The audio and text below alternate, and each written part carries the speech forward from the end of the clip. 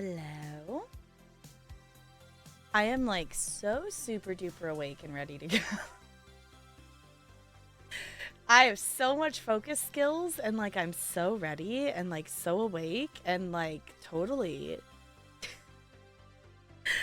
CT, congrats on being first. Hello, hello. Looney, I will get that Mad Lib in a second. Junk, thank you for making me lose the game. Hello. Hi, Bo. It's fine. It's totally fine. My baby accidentally took a nap, so it's fine. I'm so awake.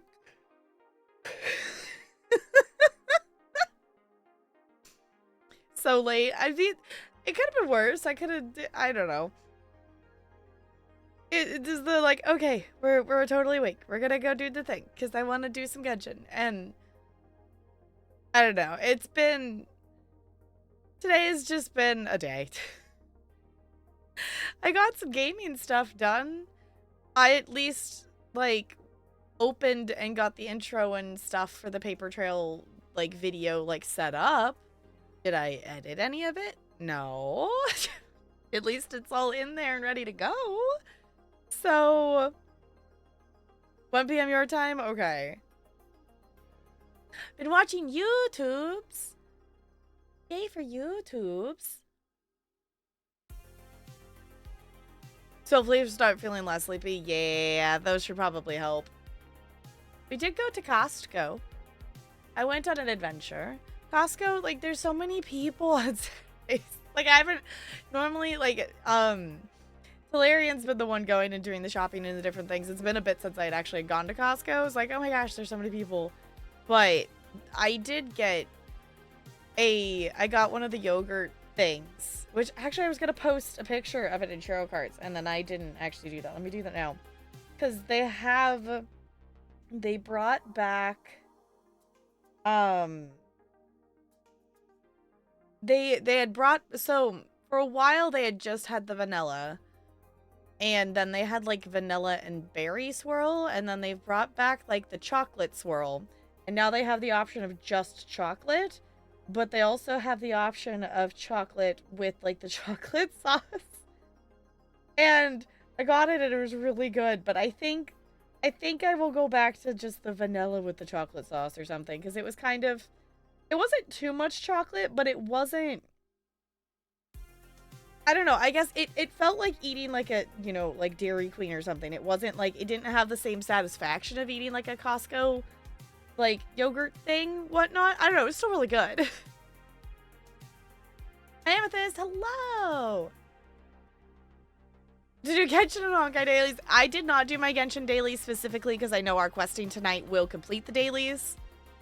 People are icky. Yeah, it's like there's just a lot of people. Like, going to Costco, like, it's that, like, constant, like, you know, you're in someone's way. Like, as you're, like, trying to stand there and wait for them to, like, have your food ready. It's the constant, like, you know, moving whatever to try to get out of people's way so people can get to where they need to go. It's just, it's like similar to, like, navigating Disneyland vibes.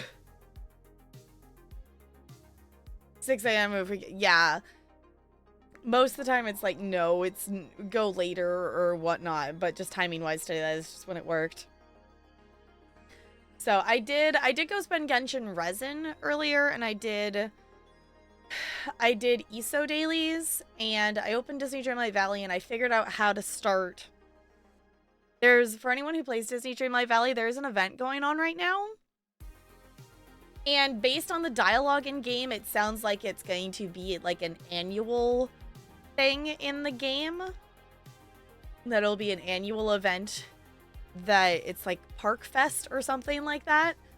And you can get buttons, and you can use those buttons to craft different popcorn buckets. And I think they're really cool. But I don't know how I love Disney Dreamlight Valley dearly, but it is a time sink. Like, the dailies to get, there's different colors of buttons, and to get the green buttons, you have to do the dailies. And the dailies are like, go talk to this character, and then they want you to make 5 cupcakes. So you have to And you have to, like, make the cupcakes after you pick up the quest. People have done it where you just make a ton of the cupcakes and just have them ready. It does not count. You have to make them after you pick up the quest. And then you have to pass out those 5 cupcakes to 5 different characters. You can't just repeatedly give it to the same one. It literally says it in the quest. You have to pass it out to 5 different characters and then go back to the character that asked for those cupcakes to be passed out in order to do it. And this is times like 5 different characters you could do it with. And there's also like a weekly to like collect materials. And it can't just be ones in your storage. It's like you have to get new materials. And it's an event, so it's not like it's a forever thing. This goes until like June 5th or something like that. So, you know, this pizza, I want cupcakes now. Yes. Sounds tedious. Yes. I would appreciate if they changed it to like 3. 5 is a lot when you have to, like, I don't mind it. Like, the making of them is easy enough. Like, I have, you know, I planted some more sugar cane, so I have more sugar because I was running low. So, to, you know, to prep for that. And the sugar cane grows pretty quickly. So even if you run out, I think it's like 20 or 30 minutes for it to grow. So it's not like it's not like it's the pumpkins that take like 8 hours or something like that. And have to be like watered in the middle kind of thing. They're pretty easy to grow and things. And get materials for, so it's not tedious in that sense. I am late, Crispy. Hi. How's it going? No, I'm late because I took a nap and took forever to get myself back up and going. So we're here.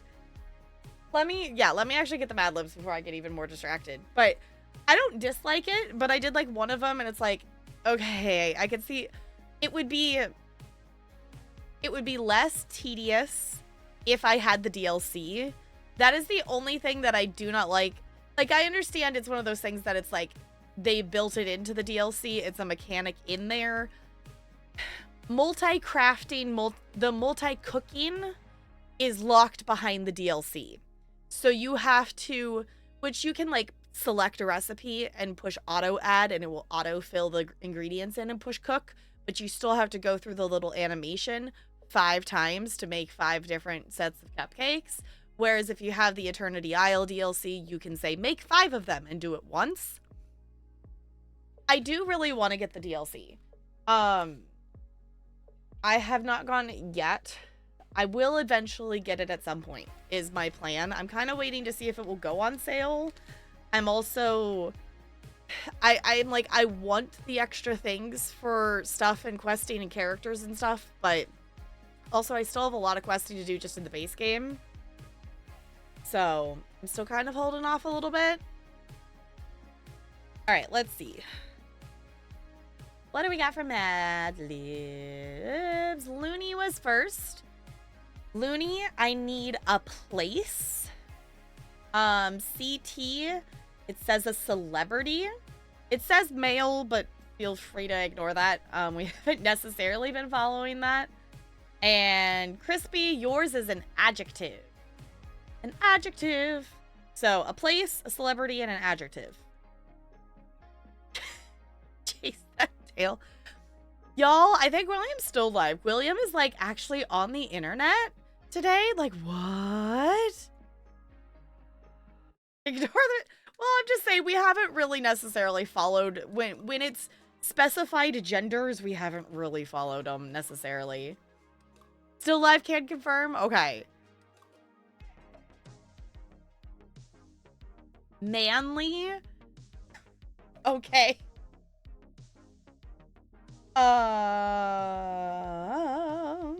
Where's the line? There it is.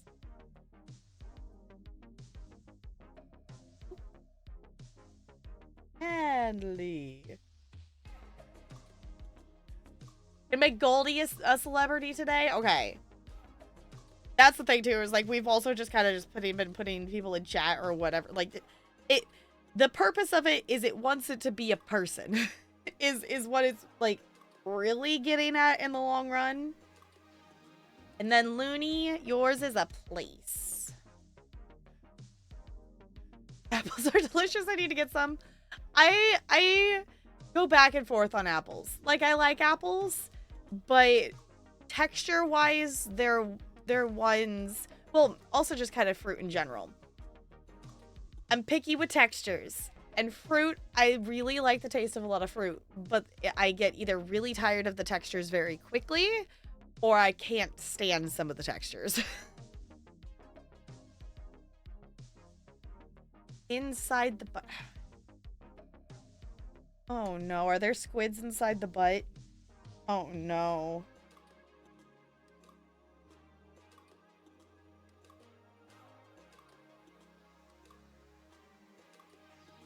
Okay.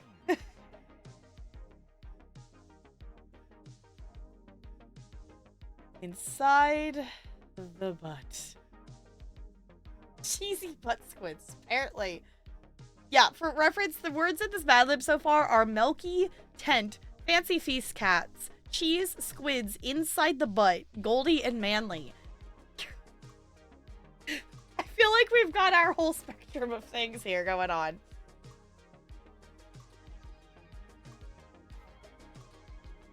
Whose butt? We don't know. We don't know. Love most fruit, don't care for melons usually though. Yeah, I don't mind melons. If anything, I feel like melon texture-wise is at least more consistent than some other fruit. I finally have gotten to the point that I can like actually eat a strawberry. I finally have gotten my mouth to like accept that yes, it's okay. There's little seeds on it. It's going to be okay.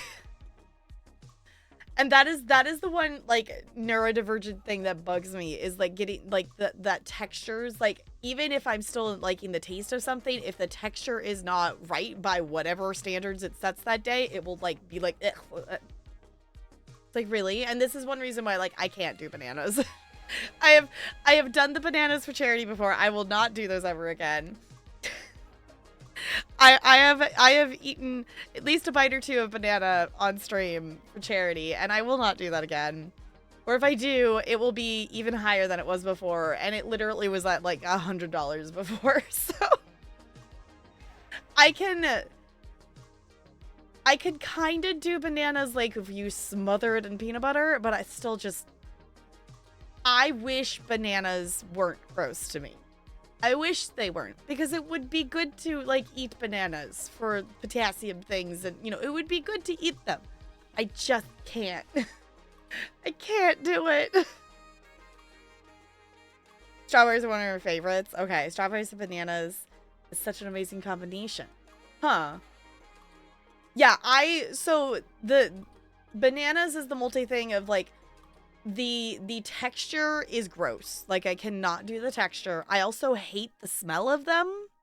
Like to the point if Talarian wants to have bananas in the house, I make him keep them in the garage so I don't have to smell them.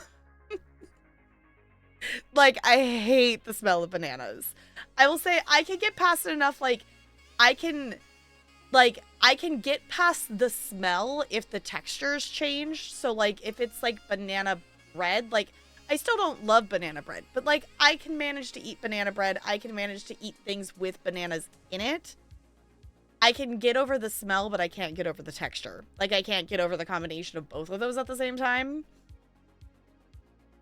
You've seen it? Yeah. No, I do not like the smell of bananas. I do not like the texture of bananas. The taste isn't awful. Like, that's the thing. Hey! It's Gwilliam! Hi, Gwilliam. How is City Skylines? Hello! Hi, I'm new here. Sure, Goldie. Sure. Also, hold on. Let me just go close the tab of that I now have open on my stream. Because I totally didn't just raid my own stream. Totally not.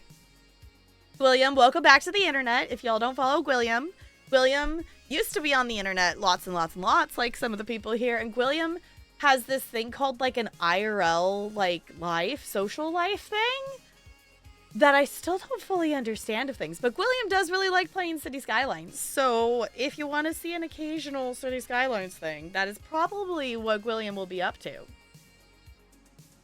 So throw this out there, but movie later. I think we were gonna, I mean, we could do movie too. There is the possibility that hi, Ella. There's the possibility that we were gonna do some trucking later. was something that we talked about doing. Hi, William. I was saying that you have come back to the internet. You have come back to the internet, and from this IRL social life and things that you have of things, and I went, huh? You did it. Welcome back to the internet. Again, yes. I know, we need to watch Free Ren. 4 channels open when I went out to dinner. When I got back, all 4 of them were on the same stream. I always find it funny when that happens. Like, you know, depending on who I have open and community-wise, that, it's happened multiple times specifically with Coruscating. Like, depending on who I have open, that I will end up, like, by the end of the evening, because Corey tends to stream later in the evening, or it's either that or, like, Gord or something like that.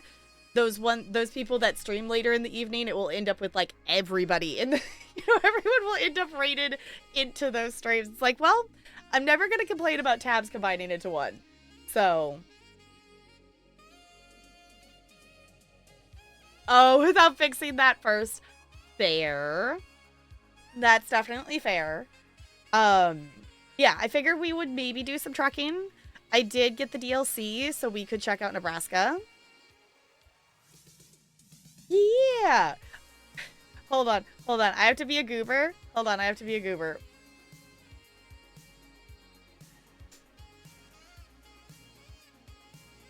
Insert dramatic pause here while I be a goober. Because corn meme purposes. William, you brought this upon yourself. Corn kernel. William, talking about corn.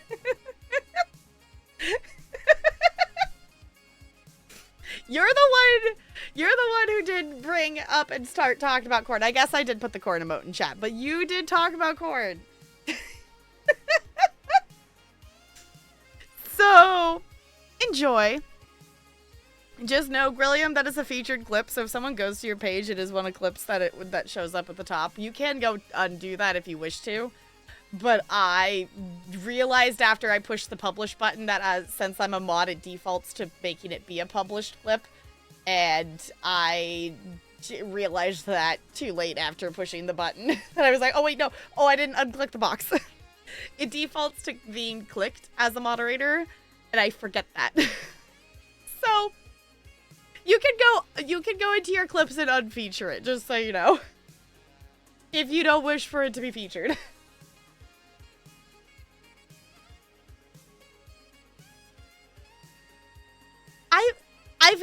I'm trying to think if I've, like, just eaten an avocado. I don't know if I've had avocado outside of, like, guacamole. But guacamole's fine. I will say, like, if it's... The thing that throws me off sometimes is, like,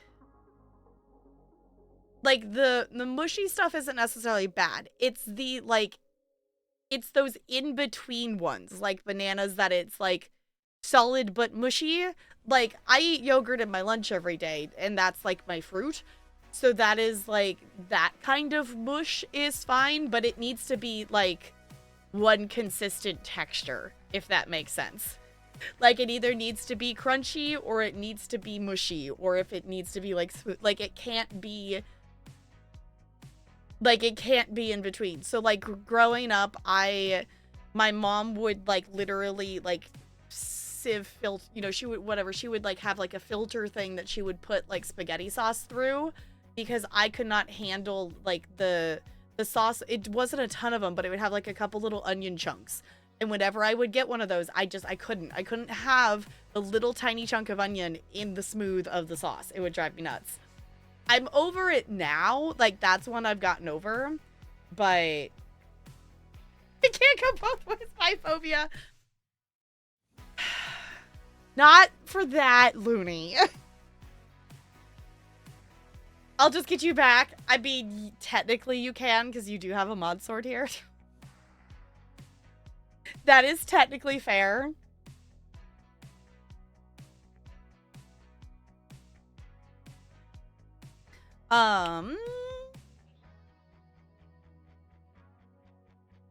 There's a train of thought that was happening, but it left the station without me.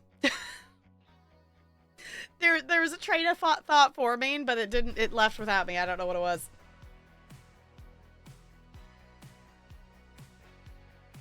Why is it bananas and not bananas? I think, I don't know.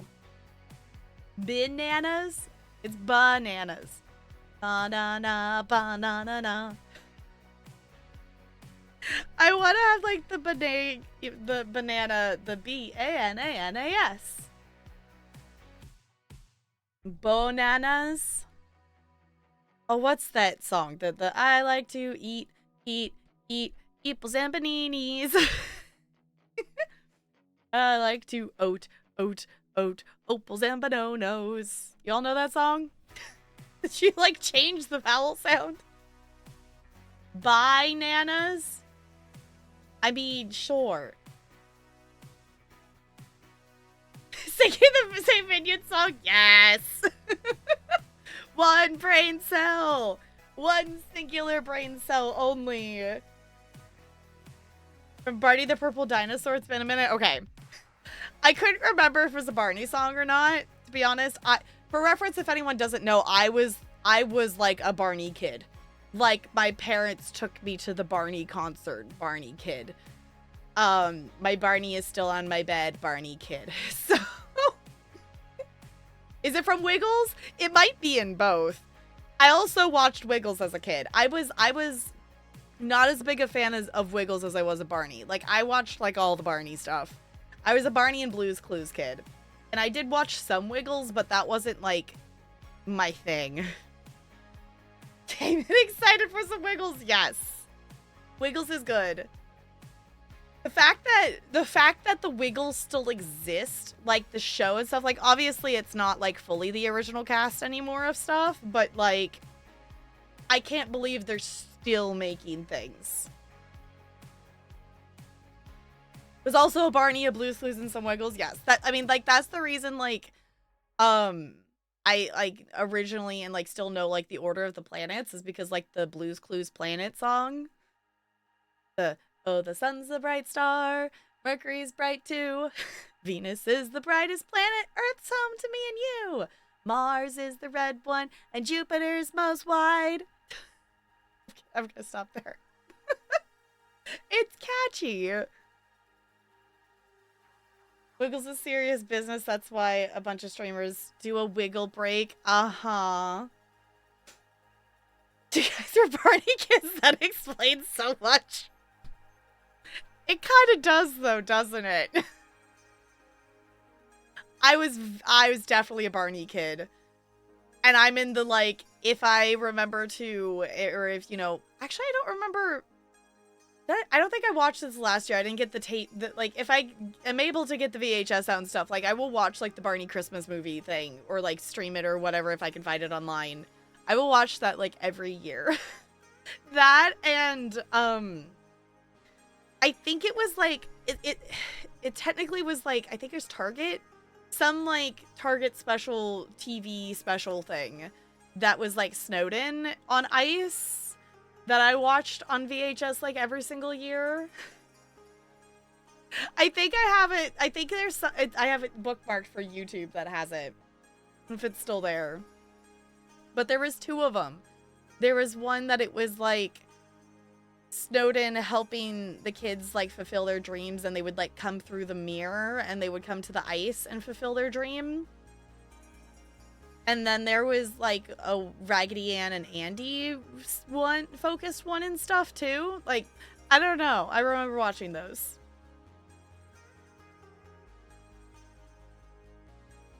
Always use my very educated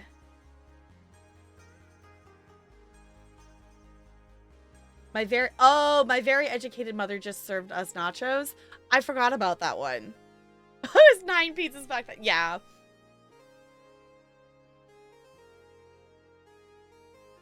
Without loony, same. VeggieTales kid without realizing it was religious. Yes. Yeah, because like it's one of those things like, you know, I remember them like talking and like saying like the verses at the end and not knowing what they were talking about. And just going, oh, they're, you know, having the brain enough to know, like, they're trying to teach us something, but I don't know what they're, you know, So therefore, either one, I'm not going to pay attention to it, or two, like, they are talking nonsense. Kind of vibe. I do remember watching the ones, like, there's a couple of them that were, like, specifically, like, religious stories, but, like, I didn't pay attention to any of whatever the message was they were trying to convey. I just laughed at the funny moments, like, with the veggies and the stuff, of, like, you know, they would trip and fall or whatever and things. Yes, we're talking about VeggieTales. I did do, like, 1 week of Bible study camp over the summer one time. But it was literally, like, I didn't know, like, register that until I was older, because it was literally just, like, an arts and crafts camp that also had, like... Yes. It was just, like, an arts camp, and we just did arts and crafts all day. But it was, like, at a church, so there was still, like, Bible study stuff that happened with it. The unfortunate thing about Barney lore is that the one side character that everyone hated... Oh, his name BJ, yeah. Like a salty BJ. And then yeah. Just like, okay. Just, why did that have to... Yeah.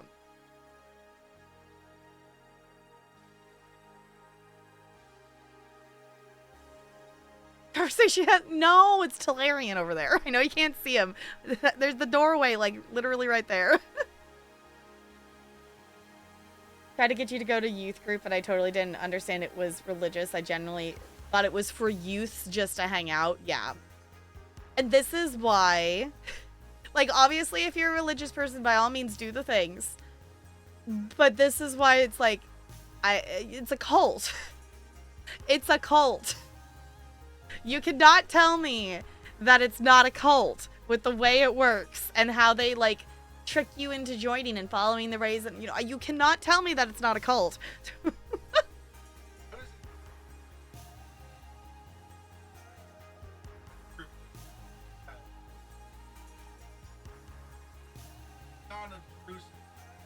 They didn't force it on you. It was just like...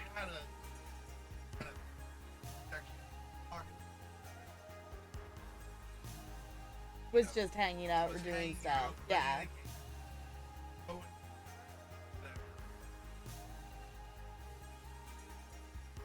Can you all see Ella? She's just up there.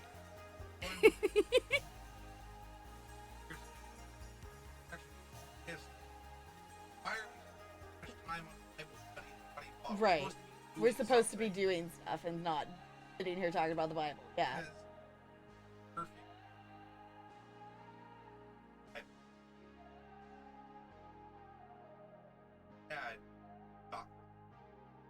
Mm-hmm. Oh, and then having, yeah.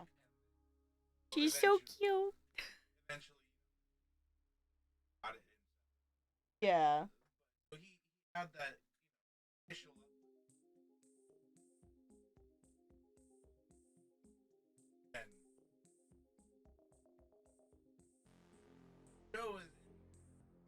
and where is it? There, now you can see her better. Look, there's an Ella. Get the mouse. Get the mouse. to the side of the message. Yeah. Basically, the flop of Right. where church is 2 hours message, praise, whatever, Mm-hmm. and then hour, and after. Alright. You're doing the reverse. Half hour.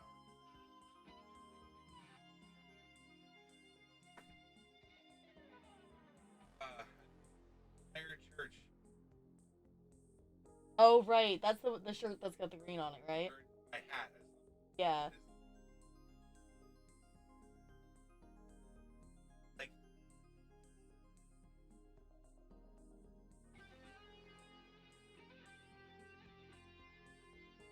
LA.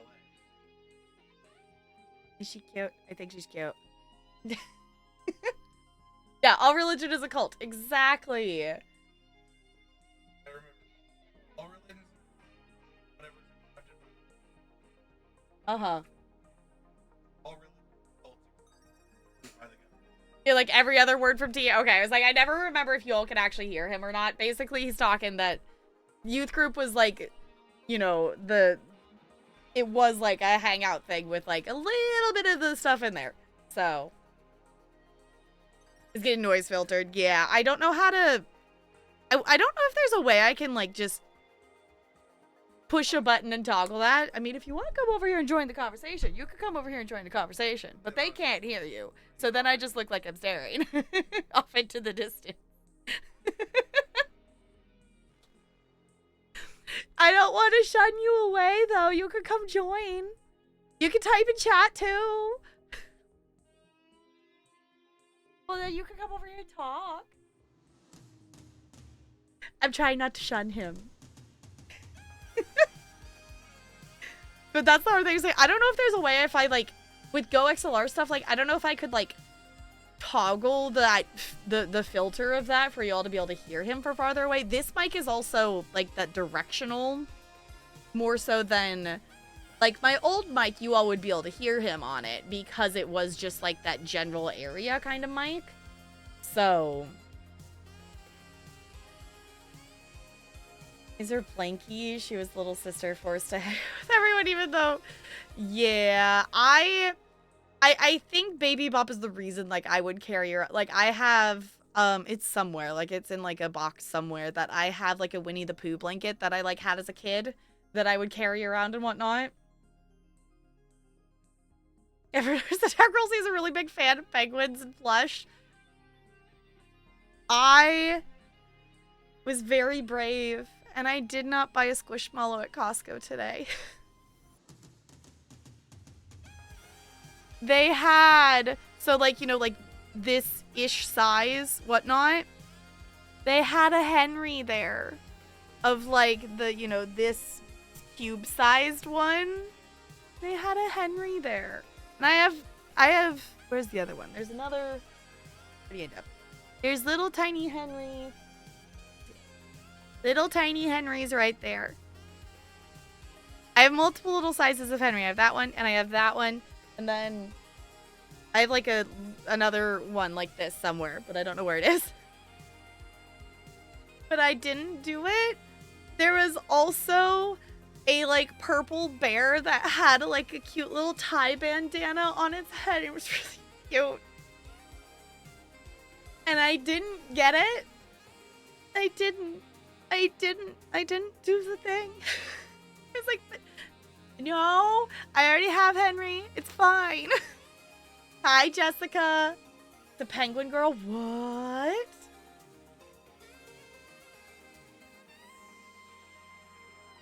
How can it's more of a, no, I shouldn't do it. And also Talarian was staring at me of like, no, we don't need another one. And also just the, where are we going to put it? Is it going to go into the pile? Because there is a pile of them that don't have a place yet. And I should downsize a few of them. I need to go through of them and decide which ones I would be willing to maybe rehome. And my thought is, once I make those decisions of which ones and things, if anybody would like to adopt a plush, that I would do that versus, like, I don't want to just, like, donate it to Goodwill or something. Like, I want them to, like, I don't know. I would maybe donate them to the school or something. I don't know. I would want them to go somewhere that's not just Goodwill.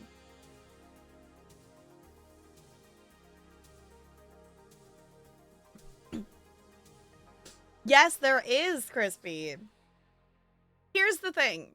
Upsizing the display, our entire house should not be decorated by plush. We already have this room that is very much decorated by plush, and they're not all in here. So, I'm not going to admit how many are not in here. There's also the ones, too, that are, like, specific to holidays that are not in here. which there's some that are still technically, like, that's the Thanksgiving one, technically. But I try to rotate the, like, specific holiday ones out. That one actually should go with the Christmas stuff, technically, because it's gingerbread, but it's also kind of generic-y cookie enough that I left it for the moment.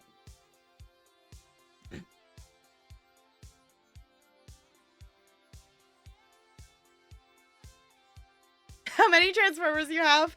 Oh, right, because you got the whole collection of those. Right. I remember that picture. Just all of the things. All the things. It's like, it's all the plush. It's all, because the thing is, I think my summer project will be, like, I still have these 2 bookcases over here that I need to, like, utilize better, because there's just kind of just stuff tossed in there in places, and it could be better. You keep buying more. It's the fun of collecting, right? Look around at your empty room, which, Jessica, yours at least makes sense because of how often you move, that you don't have, like, this amount of stuff to move. Crates full that you cycle through. Yeah, it was like, at this point, it's figure out how to display them, or we need to, like, you know, airbag, you know, the space bag, and, like, rotate which ones are out or something like that. For the minimum, yeah. It's like, if with moving a lot, it makes sense to, like, not have, you know, this amount of stuff. My aunt right now, they're in the process that they have built a house that's going to be, like, you know, essentially their, you know, retirement home, whatnot. You know, their home that's mostly kid-free. One of my cousins still lives with them, but the other one got married last summer. So now that, you know, their kids are both adults, they've gone and they've built another house, and they're in the process of, like, this weekend, they're doing, like, a garage sale, and they're moving out of their house, and, you know, their process of, like, finding so many things and all the stuff that they realize that they have, because they've been living there. You know, they raised my cousins in this house, so they've been there for over 20 years living in this house. So just going through and cleaning out all of those things is so many things. I'm like, oh my gosh. So, and we've been here 4 I don't know, whenever we moved in here. And it's like, oh my gosh, not even all my stuff is here. We have a lot of stuff here. Like, there's still stuff of mine that is at my parents' house, but at some point I need to go over there and go through the stuff, but also I love my family dearly, but also my mother living with her undiagnosed ADHD that she will always refuse to acknowledge that she has. And also running 2 different at-home businesses that she sells clothing, and my sister essentially has a Claire's boutique with the stuff she has.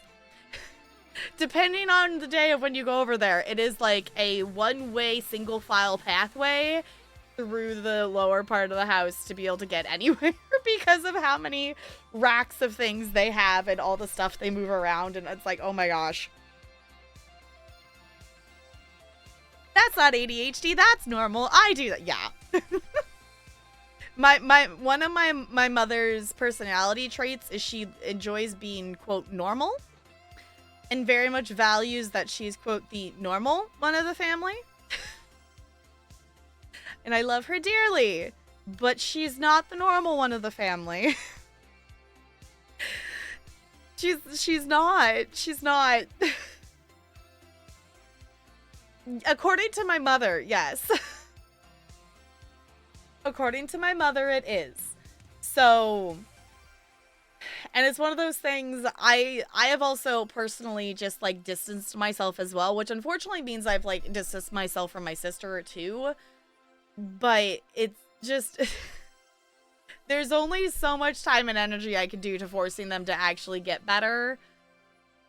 And I'm hoping at some point my sister will actually successfully, hopefully maybe be able to move out of the house to realize how many things are not normal about the way they function on a daily basis. The kids call it basic. Uh-huh. Live, laugh, love. Yeah.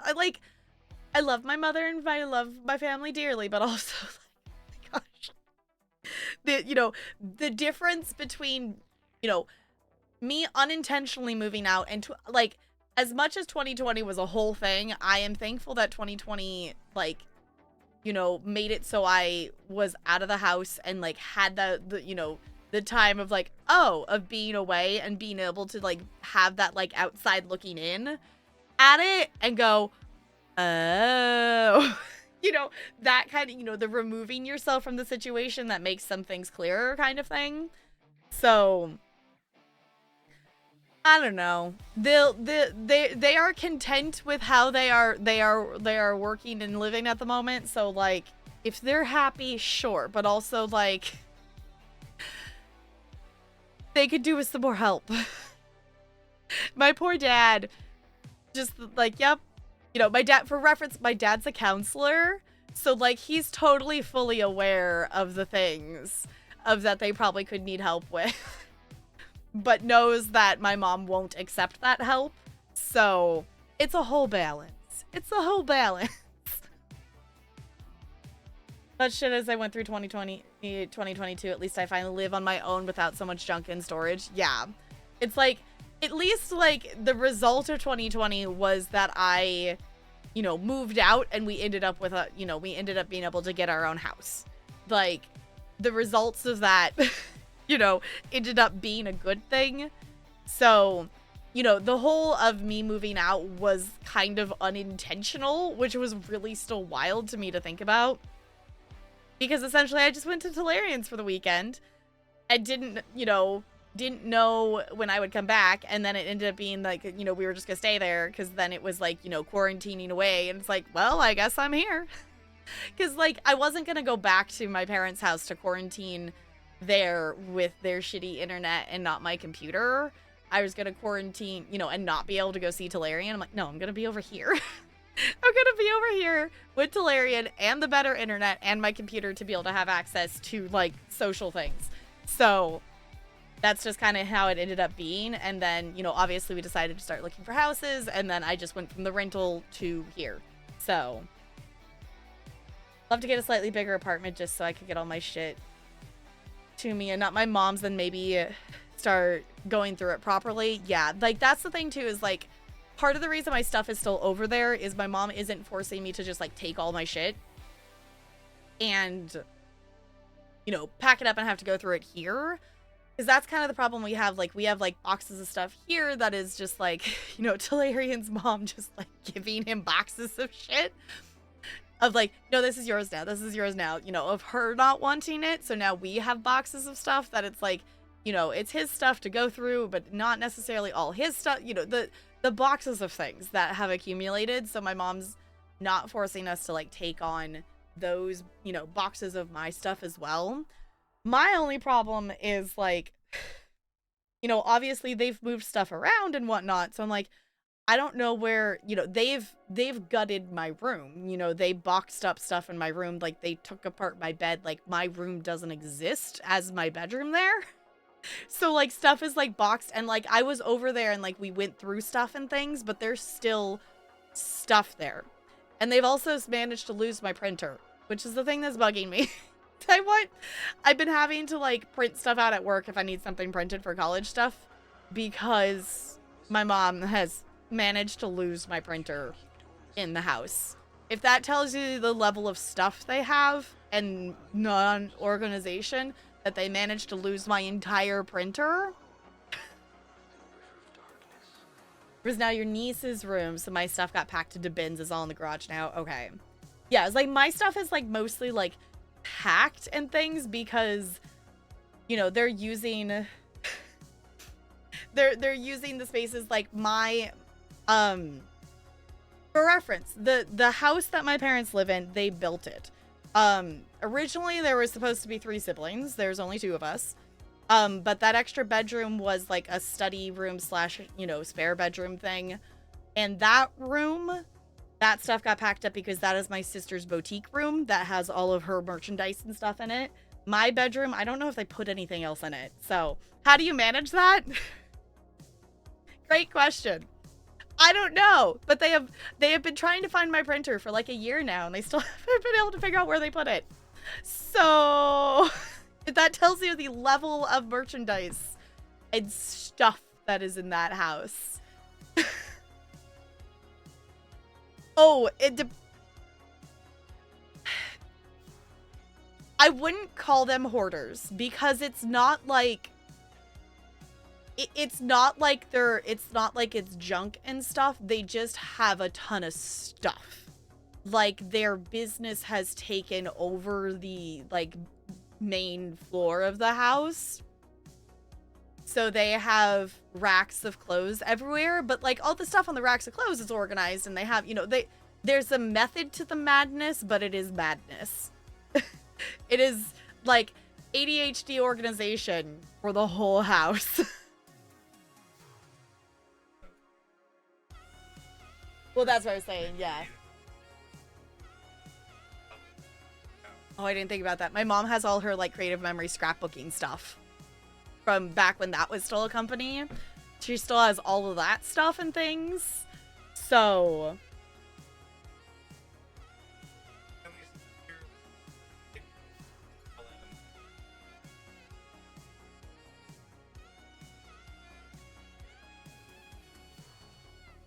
all hoarding, not all hoarding start with junk. Okay. Orderly, but there's just too much. Need to get rid. Yeah. When they reach the organized hoarding. Yeah. There's just, and it's one of those things. It's one of those things. My mom is 100% living with undiagnosed ADHD. So she goes through the one thing, the one thing in terms of like, the process of like getting the diagnosis and then like going back through your past of like, oh, this thing and that thing, and like looking at it through the lens of like, if I had known XYZ.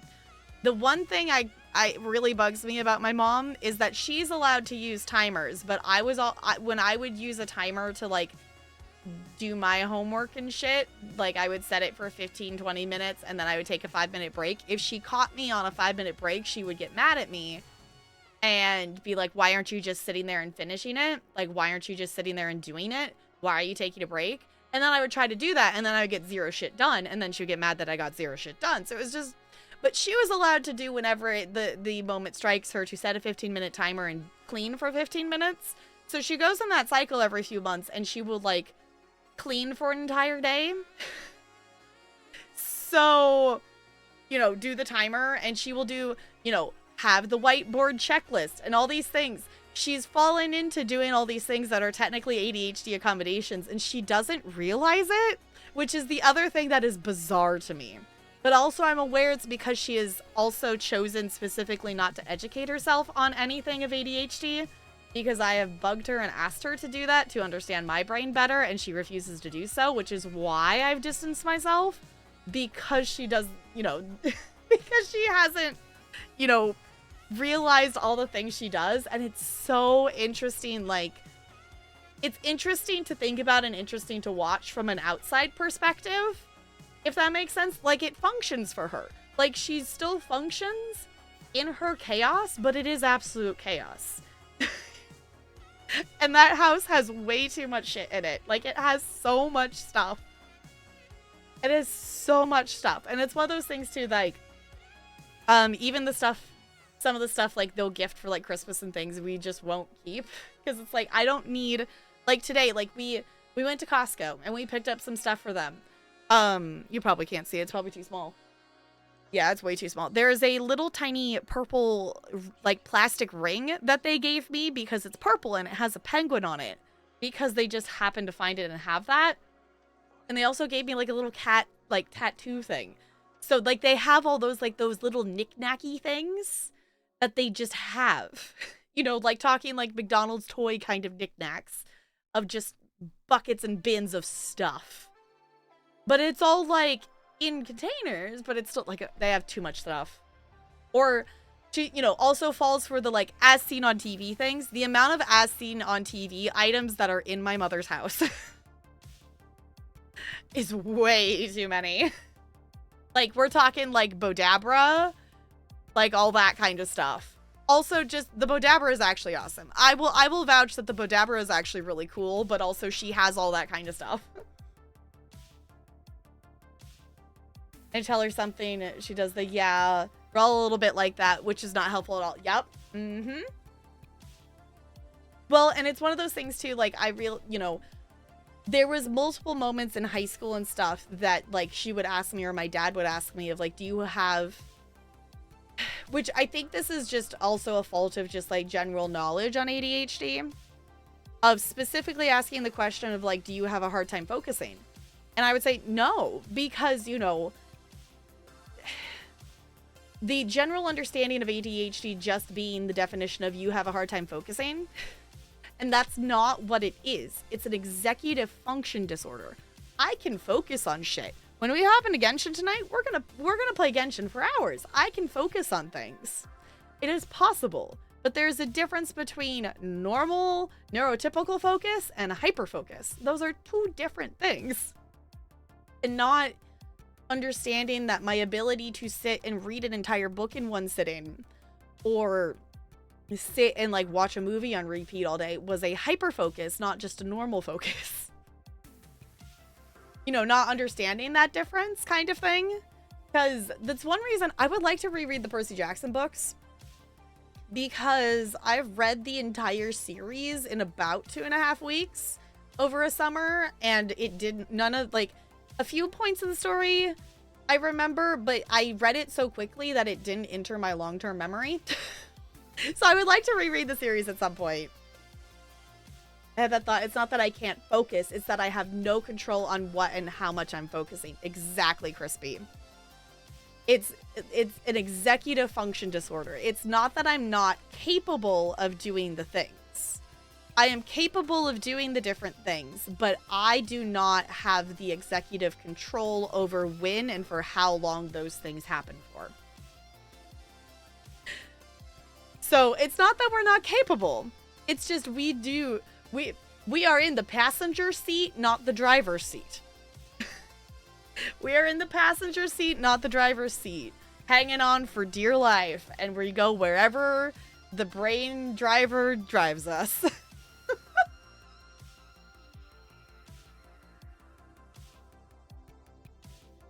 So I had all the questions. Yes. I intended, like, I started rereading the first Percy Jackson book when Negs and Jason were doing book club, and I never finished rereading the first book, and I intended to, and I would be down to go back. I own the whole series. Like, I just need to, actually, well, at least the first book should be around here somewhere. Because I had it at the rental with me. I don't know if I brought the whole series over, though. The rest of those, that's one thing. My books are still at my parents' house. Which, in theory, they're still just sitting on my bookshelves. But that's going to be a thing to, like, move those over here at some point. Because those are still sitting on my bookshelf over there.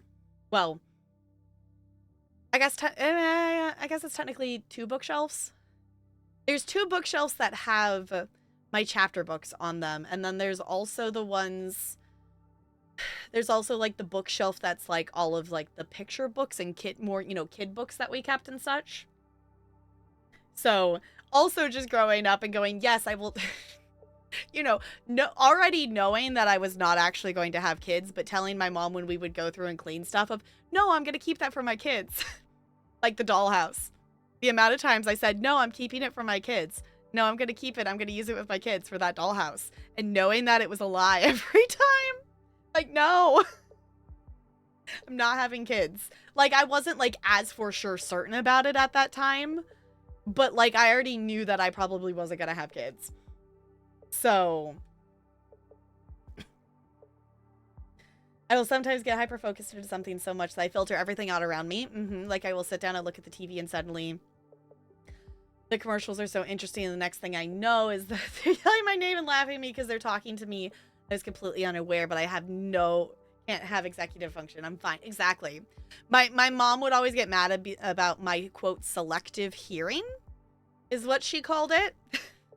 That she would always blame my selective hearing because, you know, she would talk at me, you know, while I was in the middle of watching something or in the middle of doing something else, and then get mad that I didn't hear her. Had that all my life? Yep.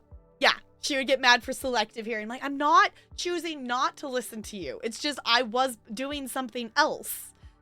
Like, I was focused on something else. I'm not listening to you right now.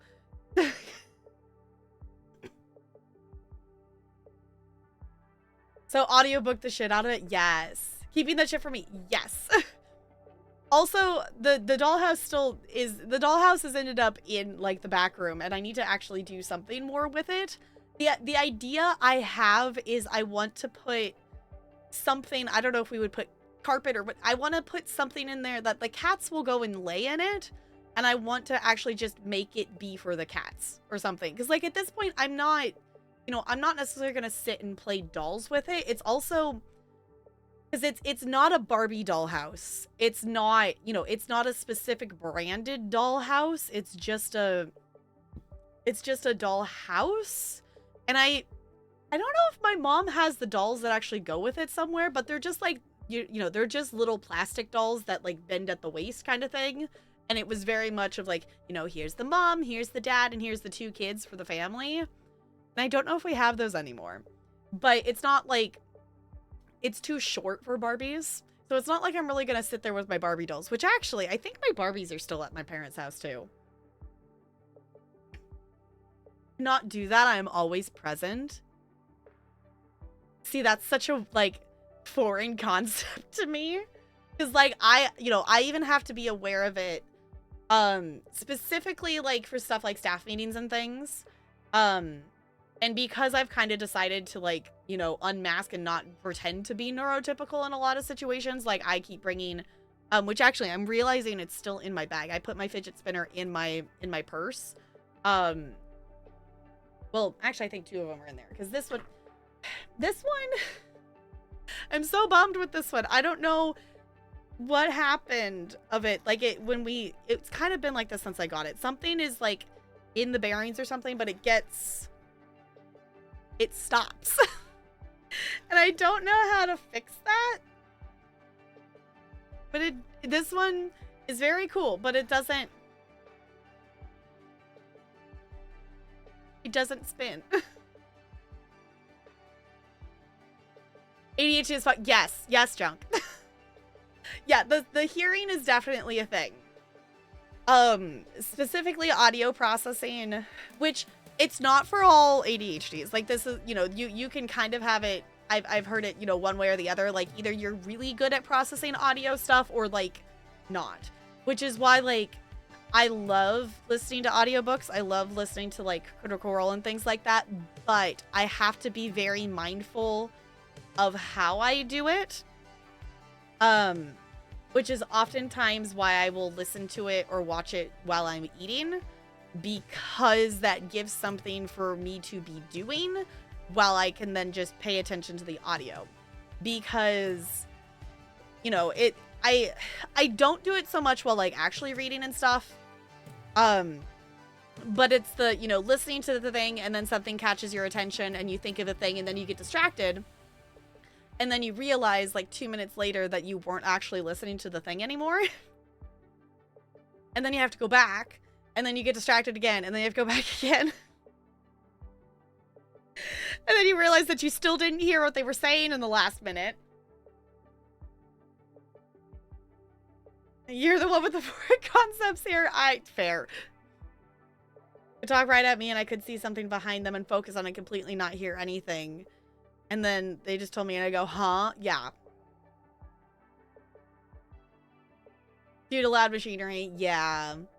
Need something else to do to help you focus on it. Hence the questions from the book were, yes. Yeah, like, I need something else. Like, you know, it can be even, like, doing a game at the same time. Like, I can like, a real good default is, like, I can ESO and do other stuff. Like, ESO is very much a game that, like, it is I don't have as many hours as Jessica or Bo, but I do have about 2,000 hours in the game. I have the muscle memory to just be able to do ESO without necessarily paying attention to it, if that makes sense. So I can be, you know, working on a thing in ESO and then also listening to audio at the same time, and also having the ADHD medication. It makes me more, I've been able to be more aware when I start to do that, like, unfocused listening, or like the daydream dissociate, like, from what you're, you know, you're not actually listening to the thing anymore, that you're in your own thoughts. So it's an illusion of time. 6K hours is so many hours. It's so many hours. Like, the 2K is the most I have in anything. So ESO is still my top number of hours. It's about 2K, I think. I haven't added it up in quite some time. It's around 2K-ish, give or take. The second one is DBD, which I'm at about 1.1K. And then I actually don't know what's in third place currently. Fortnite actually might be in third place. I don't know. Sims 4 is in there somewhere, but we haven't been playing it as much. I want to get back to it. Like, that's the thing, is like, it wasn't intentional to take this much of a break from it. Sims might be in like 4th or 5th place now, because I think I might have more hours in Fortnite. How do I check that? I gotta go to my library, right? Actually, no. Okay. Sims is probably still in like 3rd. Because I think I have like 700 hours in Sims. I have 365 hours in Fortnite, apparently. So.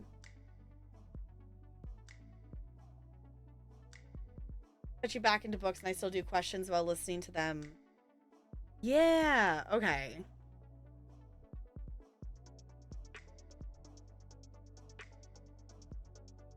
Oh, has had ideas for what to read and watch? Okay. 8K in Star Trek Online? That's so many. Oh, is your original? Okay. Wow, Canada's long gone. Yeah. 922 hours in Genshin just on PC? Okay. Also took a nap, just woke up. Hi, lonely. I hope you had a good nap. How many hours do I have in Genshin? I have 130 hours in Genshin. Because how...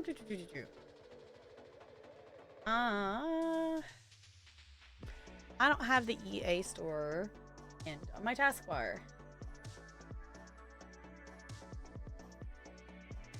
I have 715 hours in The Sims. Sims 4. So I think that one's still sitting in 3rd place, though I have a lot of these games that are sitting in the, like, you know, almost 100 hours, you know, the close around 100 to 200 hours. I have a number of games that are sitting in that. Like, I've got Disney Dreamlight Valley. I have 183. You know, even Mass Effect, I have 121 hours in that. You know, I have a number of games that are sitting in that, like, you know, couple hundred hours. Like Stardew, I have 220. What else do I got? Actually, can I sort my games library by hours played? I can. Okay, in Steam, my top 3 games for hours are DBD, Stardew, and Skyrim. Though I have not played Skyrim in a while. So I do have a couple that will probably pass that, because Skyrim is 195 hours, so Disney Dreamlight is getting close to passing that. The other one is I have 180 hours in New World, and that one obviously isn't going to go up any farther. I need to go back to No Man's Sky. This summer, I think it would be fun to fall down a No Man's Sky wormhole if anyone wants to fall down that with me.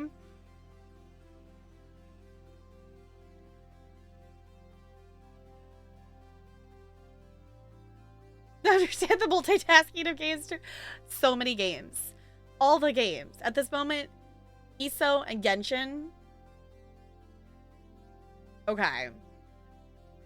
Because logging does not count. Yeah, that's fair. That's fair. Okay, I'm gonna go ahead and I'm gonna get Genshin open while we're talking about it. 133 or 1,333 hours in Final Fantasy. That's a lot of hours. I think I have 100 something. I don't remember how many I have in Final Fantasy 14. I don't have a ton. I would like to have a ton in Final Fantasy 14, but I do not.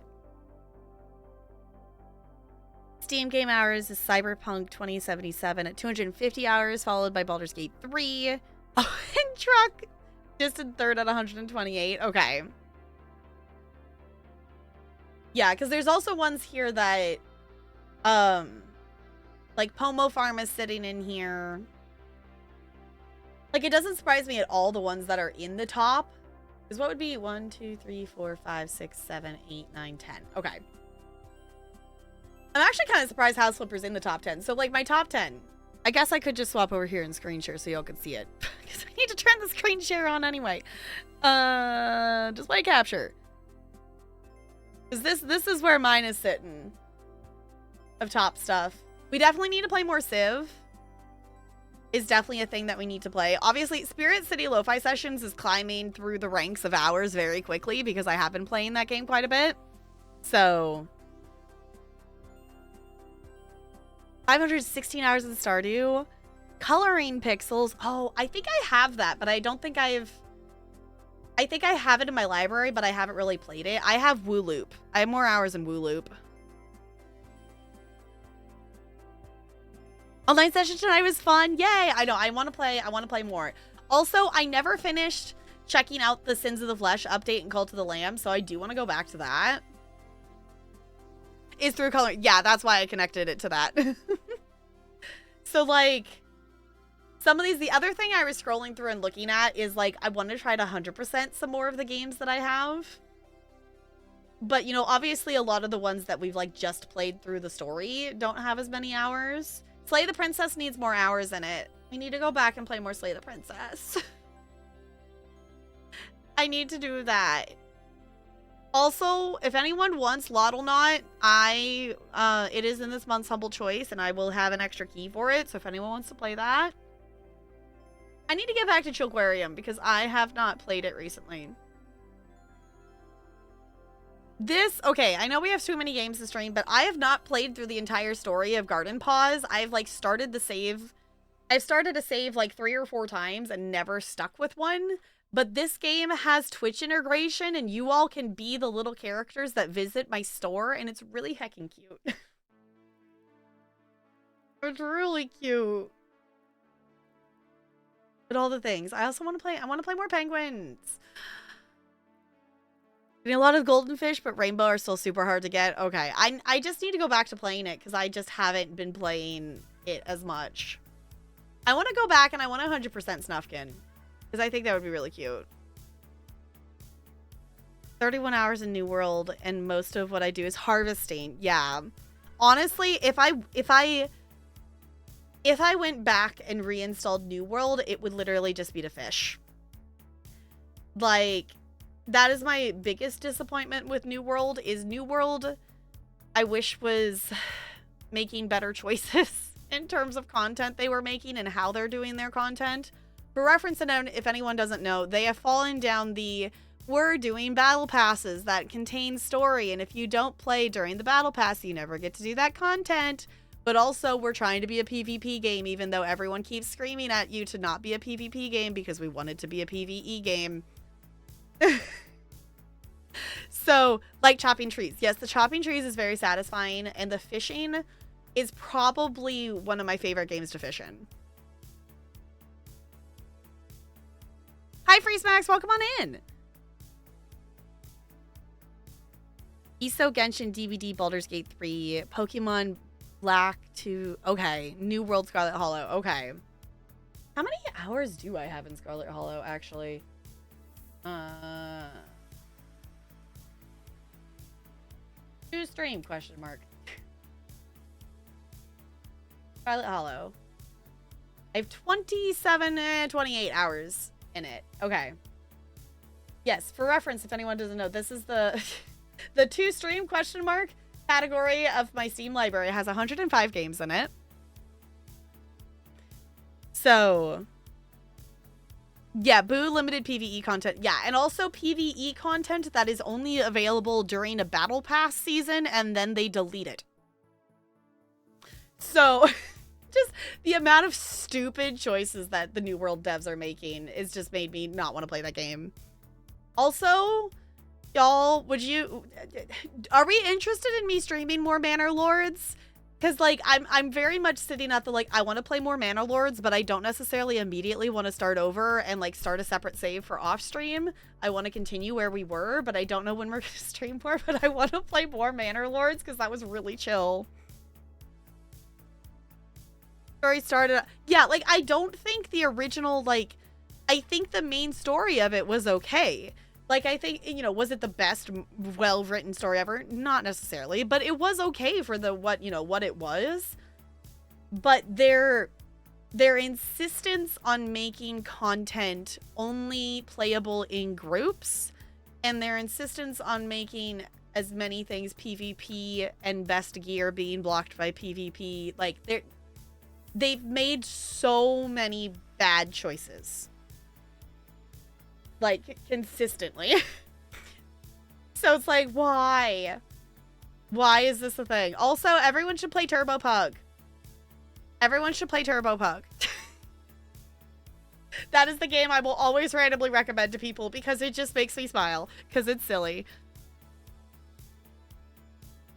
Just made it so hard to experience it. Yeah, it's one that it's like, why? I want it to be good. My 3.6 hours in Ultimate Fishing Simulator is like a crime. It should be so much more than that.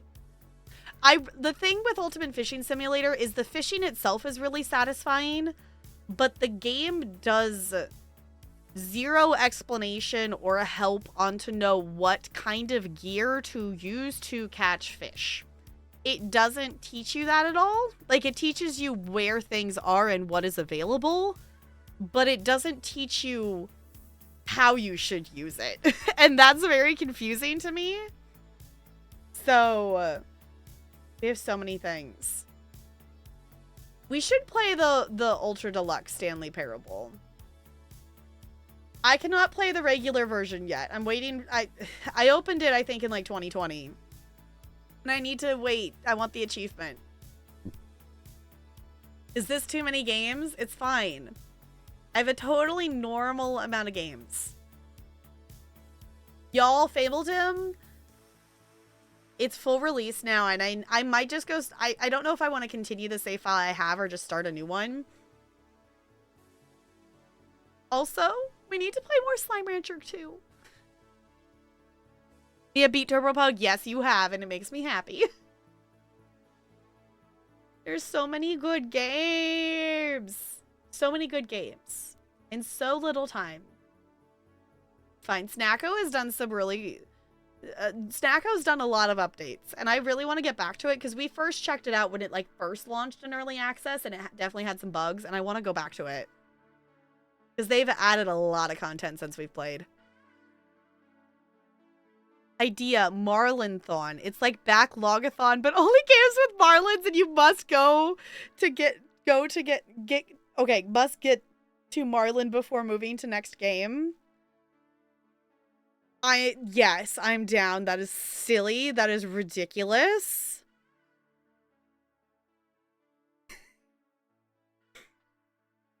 So Palia, as long as Palia survives, as long as they take some feedback from the community so they don't have to keep firing their dev team, would be really great, because I hope it survives, because I want to play more of the story of that.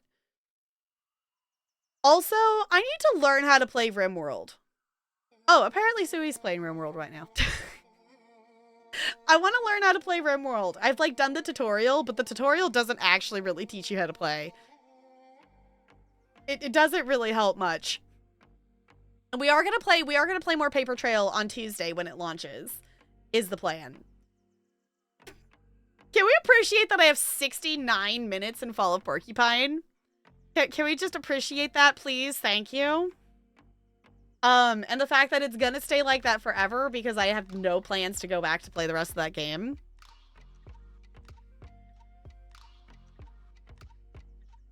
Like, time to Marlin for... Yes. That would be silly. Because, like, I'm trying to think of, like, how many games I have that have... I don't know. Is that a thing that you could, like, Google search, I guess? Of, does this game have a Marlin in it?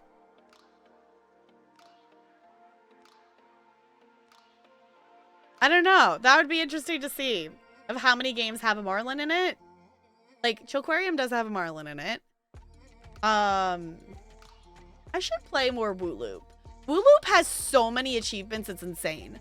I have 22 achievements in it, and that's only 5% of the achievements, because there's 434. Because there's an achievement for, like, every level or something like that. 642 hours in The Sims? Okay. I also need to play... I want to play more Sims Medieval. I know it says I have 0 hours in it. I just haven't played it. I don't know if it's... Well, actually, it should still have... Maybe that was outside... That was outside the EA app. That would have been an Origin, and maybe they didn't transfer over. I have played it on here, but, like, most of my hours are, like, me playing on my laptop with, like, the CD. Which is time to corn.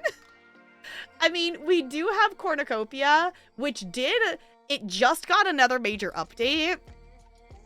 Like, Cornucopia has had multiple major updates that have added a ton of shit to the game. And we've only played 30 minutes of this game, and we need to play more of it. Because this game had the most wild start to a farming simulator ever. For reference, you, like, are frozen in ice and are, like, brought out of ice. Look into Morrowland. Not that I don't trust you, but I'm gonna look at it first before I show it on stream.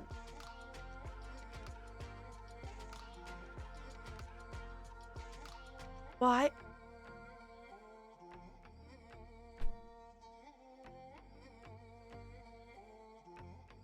It's a kernel, yeah.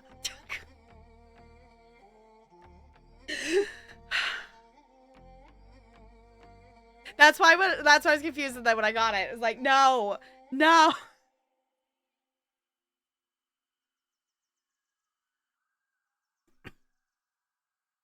That one was too corny.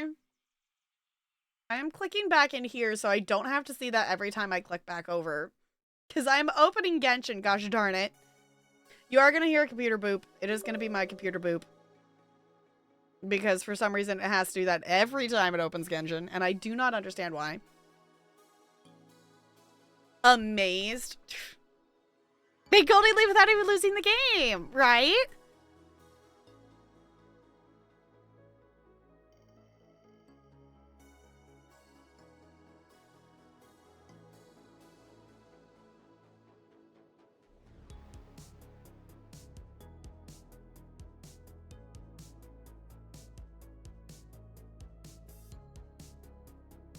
I hate sneezing.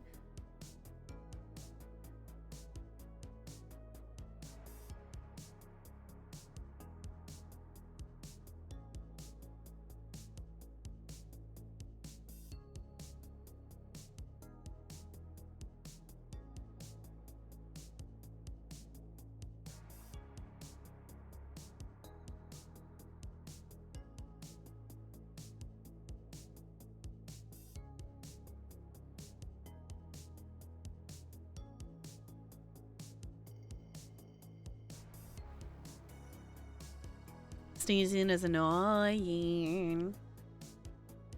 Okay, let me pause things and let me also unhide the display capture over there in case I swap over to this side. Is a Are you allergic to puns? I guess? I don't know. Usually, like, when I sneeze once or twice. So I don't know what's going on. Other than, like, I don't know why, because I actually used my nose sprays today. So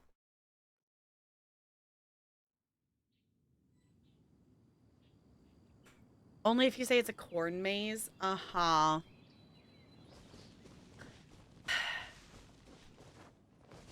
Anywho, we're gonna try to do some questing tonight. Hold on. Noses. Really?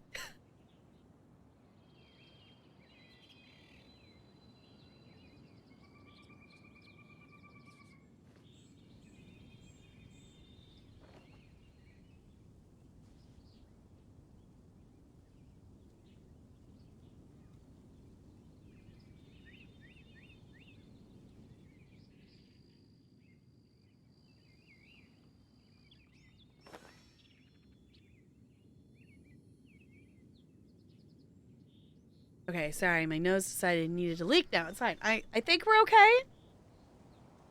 I think we're okay. Tired old man junk. Go get some rest. Go get some sleep. Thank you for hanging out. We are gonna do some questing.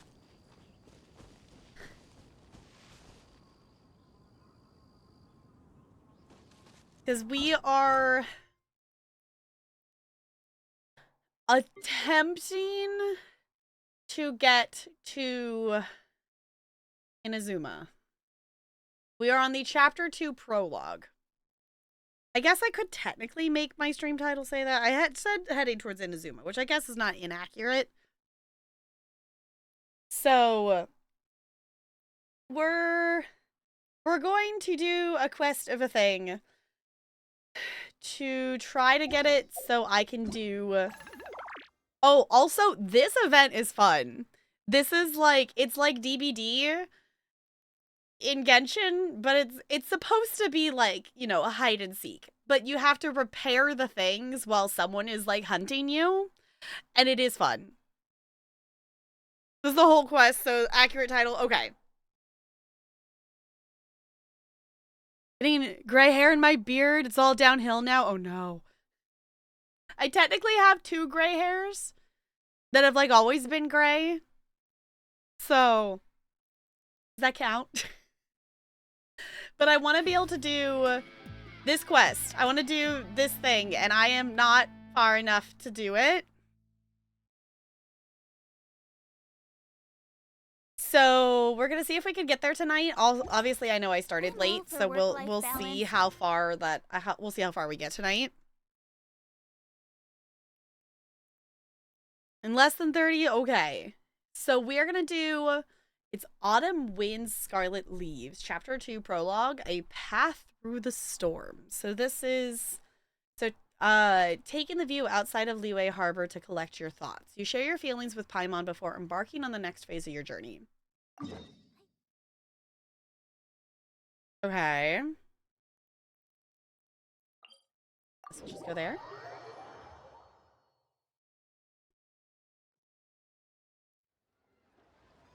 I can hear my nose snuffling as I breathe. That is the one thing on stream that drives me nuts.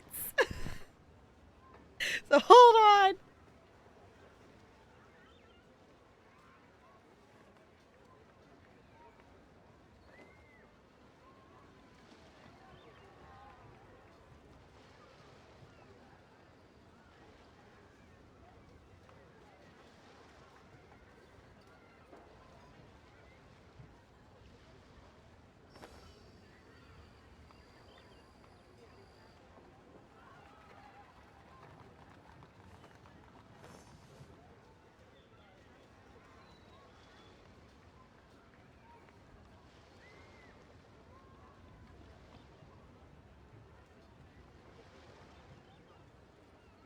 Okay, I think I fixed it.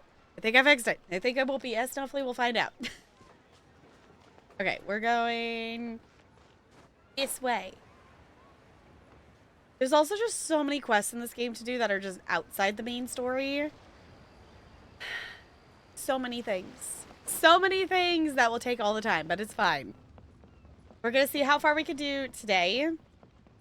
If we don't get to Inazuma tonight, then I will probably do some of it tomorrow would be the thought. I think I'm gonna body double tomorrow is the thought process. I'm having, because I am... Oh! Speaking of things, my lit review paper got a pass, and it's all good. So that class is done. Yay! I checked it before stream. I was like, let's see if it got graded. And it did, and I passed. So now I am officially 60% done with my masters. So obviously, like, a big chunk of that's still sitting there that is the capstone project itself. But all these classes that I'm doing, like, this lit review paper will be a part of my capstone, like, stuff. So when I get to that, I will already have it done. I will just have to insert it in, which is really awesome. Procrastinating. Let's go.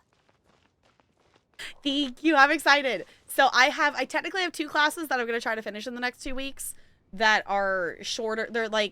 They're shorter classes that are like 2 credits each. It's 3 tasks, like 3 assignments total between these 2 classes. If that tells you for reference that they're shorter.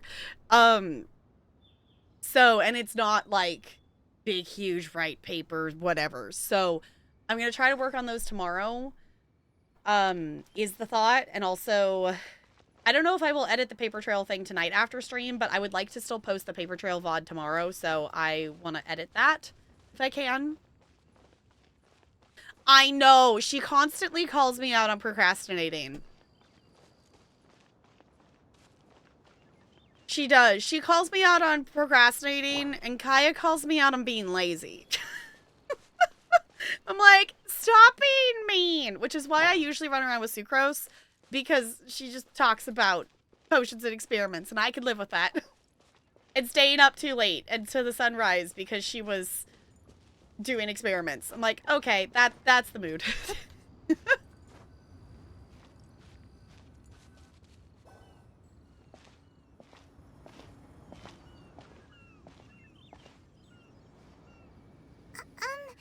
Are you okay? Paimon never imagined your brother would have sided with the Abyss. Yeah. Lisa's your friend. Fair. I do like Lisa. I haven't had her in my party since, like, the literal beginning of the game. The one that speaks in monologues. We're not putting Fischl into the party. No.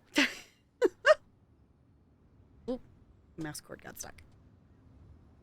I still can't accept it. Well, keep your chin up. Paimon believes in both of you. Alright. And when the going gets tough, the tough get going. Right? There must be more to this than meets the eye. He said we needed to reach the end of our journey. Paimon bets he still has lots more to tell us. Yeah. And we won't find out what this journey is or where it will end unless we keep going.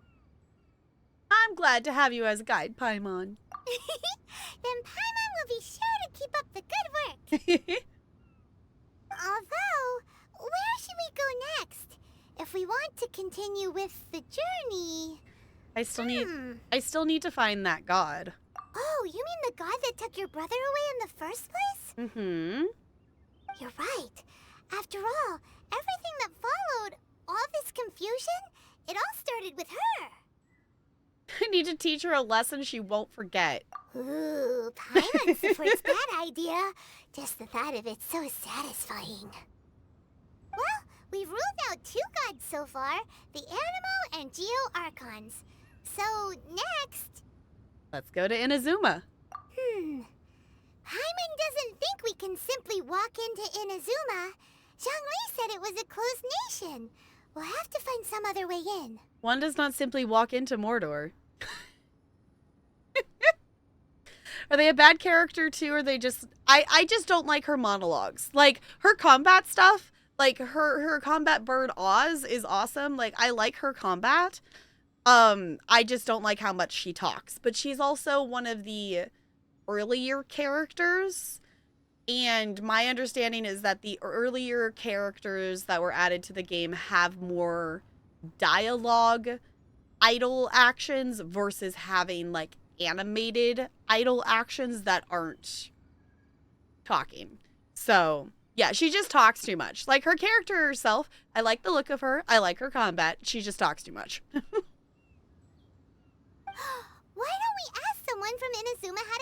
entrance. I was gonna say, do we know someone? I'm not sure there is someone we've met. Oh, Paimon's thought of someone already. Atsuko in Lea Harbor. She's from Inazuma. Oh, okay. Let's see what she has to say.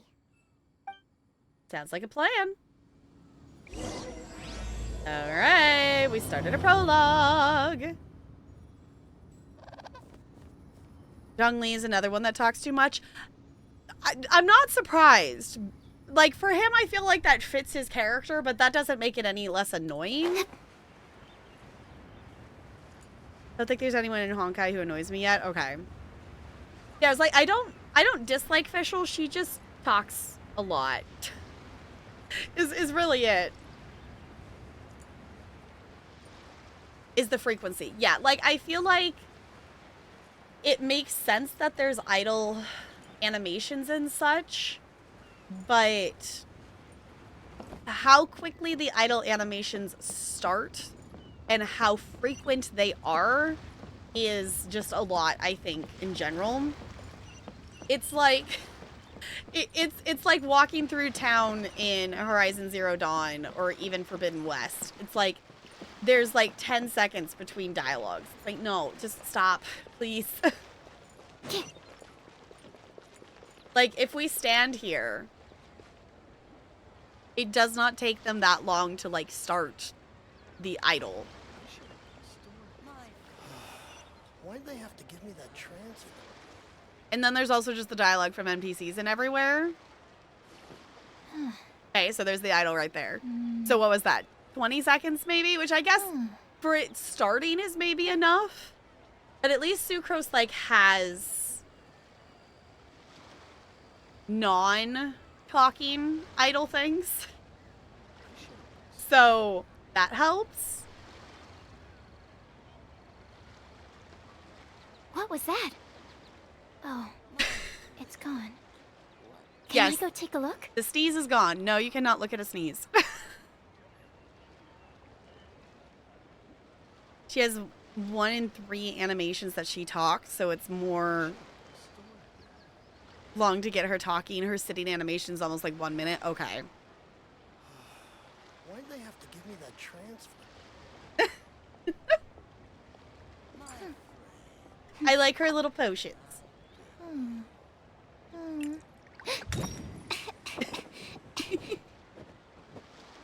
But yeah, I appreciate that there's idle animations that don't involve actual word dialogue. Are we going all the way to the other side of the town? We're going all the way over here. Let me not run all the way through here, maybe.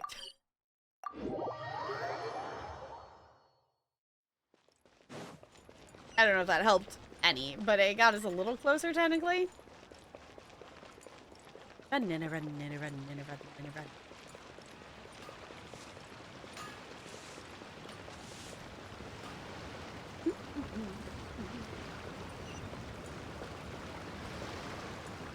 Oh, also in other news, I did get a new friend. I got enough to do just like a standard poll, and I have a new friend. I have a new tiny bean that has joined. So, and also I've reached the point that I have to scroll to get to the character that I'm leveling up.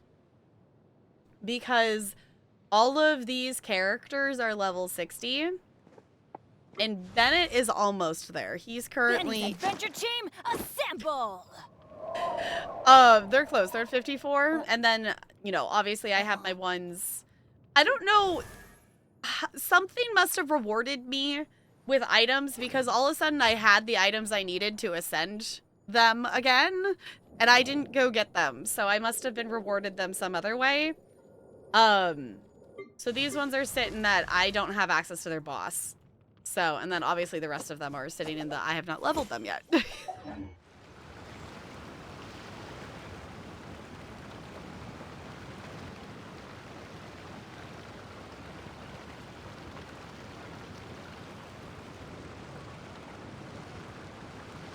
Oh, the sitting one. Yeah, I love her swing. Nahita's swing is, the, like, honestly probably my favorite idle animation that I've seen in this game. In a while. Oh, she's from an... Okay. So we'll meet her character at some point then, soon-ish? Cool. Actually, I guess another question would be, do I have... Okay, I guess it would be, out of the characters I've leveled, do I have any that are from Inazuma? Like, should I get a character on my team that is from Inazuma? Because that would be kind of cool. To have, like...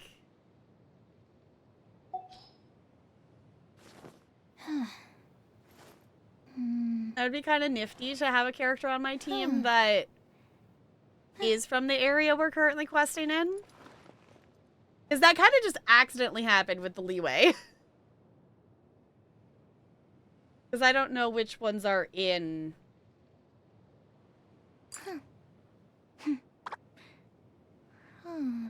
Okay, because Goru's this one, right? Yeah. Goru... Which one's...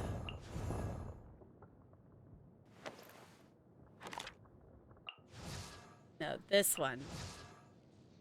Okay, so she's in Inazuma. The 1, 2... Which one's Sayu? Oh, Thorma. There they are. Okay. They're cool looking. I don't know which one... Oh, that's the new one I just got. Okay, so 1, 2, 3, 4. Okay, so maybe I should level up one of those next. Because I'm working on Bennett, and Bennett's close. So cool. I feel like I've ended up with a lot of fire characters. I feel like at least in terms of like in ones I've leveled, I have 1, 2, 3, 4, 5 characters that have been at least leveled up a little bit that are fire. So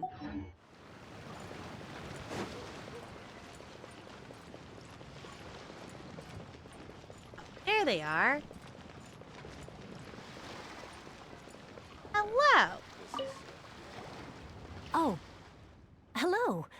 Oh, I mean good fortune, right?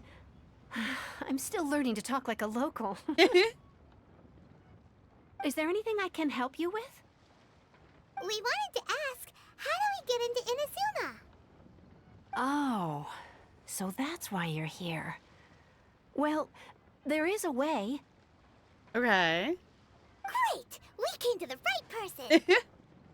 But the chance of success is incredibly small. Also, why... I guess the question is, why did they leave Inazuma?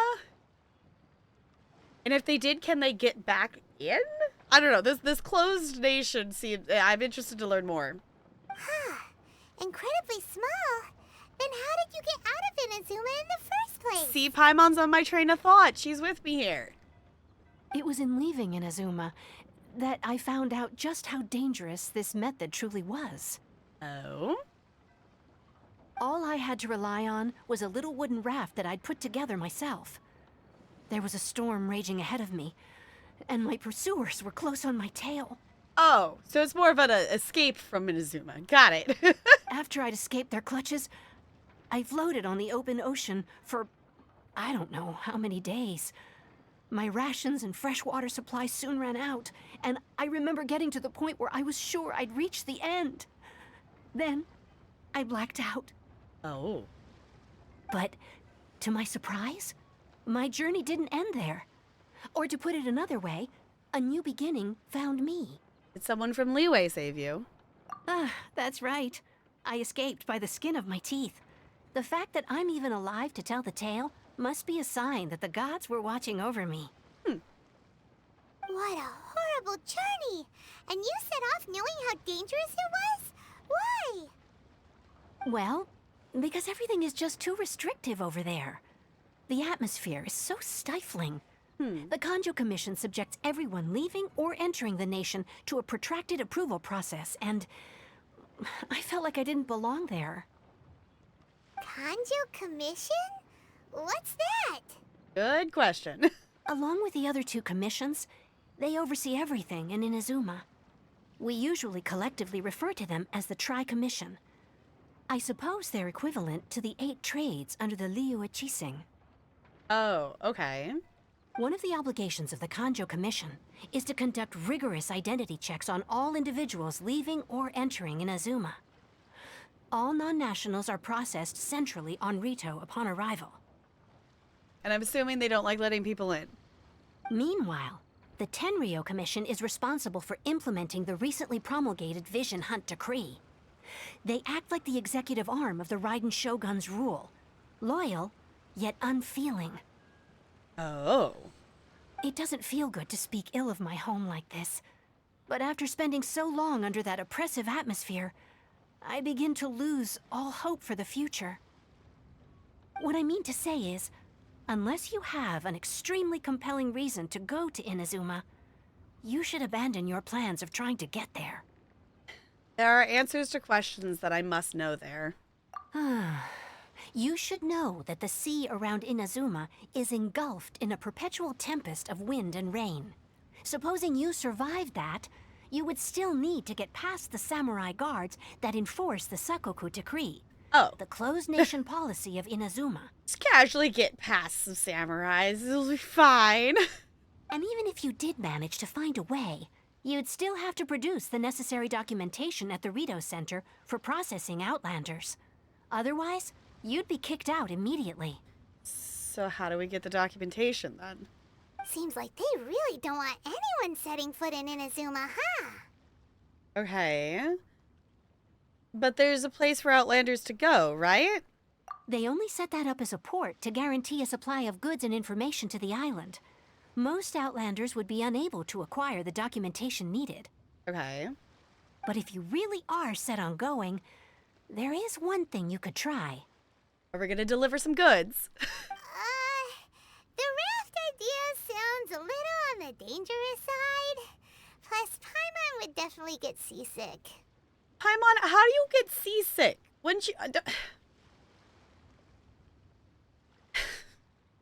Paimon, you shift from side to side and bounce all the time. How do you get seasick? Wouldn't you get seasick in your general existence then?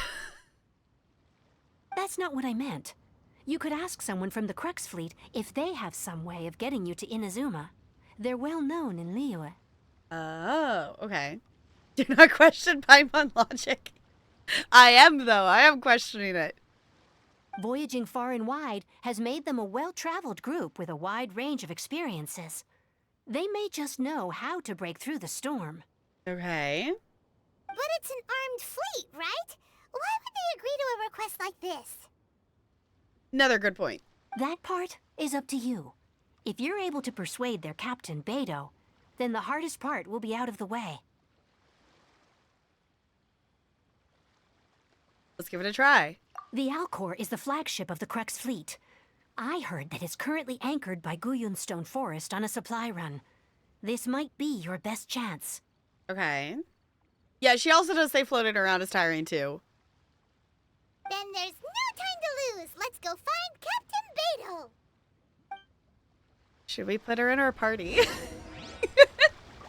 The only reason I already know who that is because there's someone who came to the potion store. There's someone who came to the potion store. So I met them in that event. All right, let's go. And I do already like their character. Obviously, they're not leveled up. So, hopefully we don't have to do combat things. Oh, it's all the way over there. I haven't actually unlocked this domain yet. I guess we're going here. Cool. So I guess we will have to take the long way around. I've come over here to do the boss, but I haven't come over here to do the domain yet. Hold on. I should not go into the water with no stamina. That is a dumb idea. I was gonna say, I think this requires swimming. I don't know. I have not done the boss over here many times. I literally just did enough for Noelle because it's the Geo boss, and I don't dislike it, but it just takes too long. Sometimes walk around with little over characters for fun. Father, protect them all. Okay. Yeah, I was gonna say, like, we have 3 other characters to protect them, and we also have Barbara who can heal, so I think we'll be okay. Because I don't think I have any right now. No, because I spent them. I figured we'll get a few tonight. I don't know, maybe I just start leveling her up.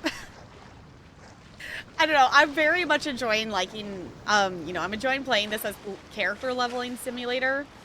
It has been a lot of fun to do. And actually, I guess, Jessica, you would maybe know. At what point do I have to level my adventure rank? Like, what point will the story force me to ascend my world? I'm gonna go click on this so I actually have this domain unlocked. Never seen, yeah, she literally, like, I've never had her in my party. She's also, I haven't had her for that long. She's one of the more recent pulls I've done. Story is Fontaine. Okay. I figure I probably will ascend before that, is kind of my thought. Like, I don't think I will wait that long. Inazuma and Sumeru. Okay.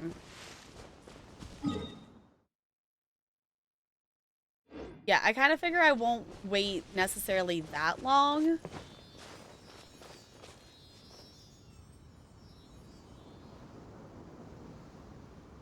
Yeah, we're gonna follow it. Just the contemplation for a few moments. No, we're gonna follow it.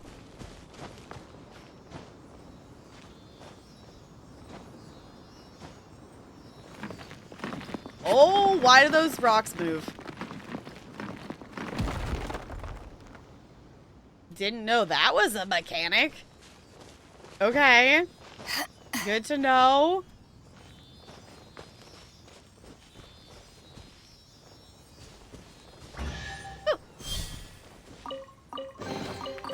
The more the merrier. First round's on me. Oh, the more of the... Ha ha ha ha.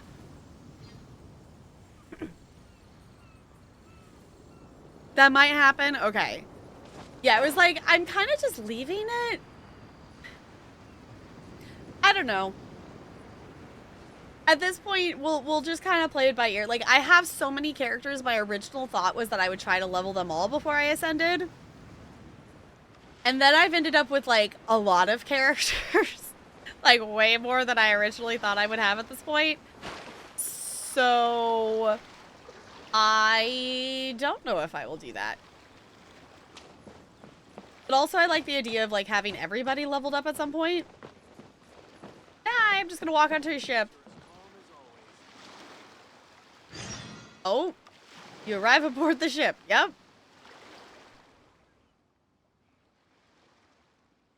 Why is there no audio? Okay, you're the traveler. What are you doing here? Looking for Bidu. Bidu? Bidu? Bidu.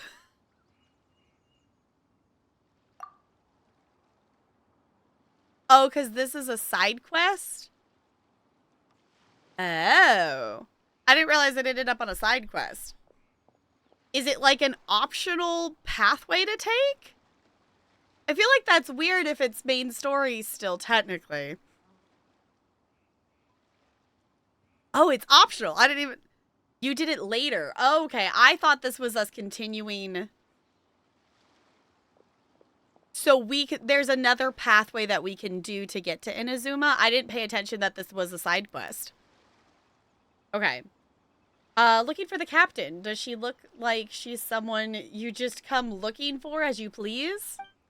Oi, someone get over here. Tie this stowaway up and feed him to the fishes. All right. What's all the ruckus? This troublemaker snuck in here, said they're looking for, well, they're up to no good, I'll wager. And I thought you would just deal with this for, Bidu? You'll see. Okay. All right. Stop scaring people any old how. Or Captain is it Baidu Bidu? I forgot how they said it. We'll scold you upside down. All right. Off you go. Cool your head. Now then, traveler. What business might you have with the captain? I like to go to Inazuma. You want to go to Inazuma? By ship? You'd best see the captain herself about this. She's on board right now. But it seems that she's been deep in thought recently. Keep your eyes open and try not to disturb her. I've got it. We've been anchored here for quite a while due to her orders, which has led to quite a few delays. If you're willing, why don't you go around the ship and see who needs help? Okay.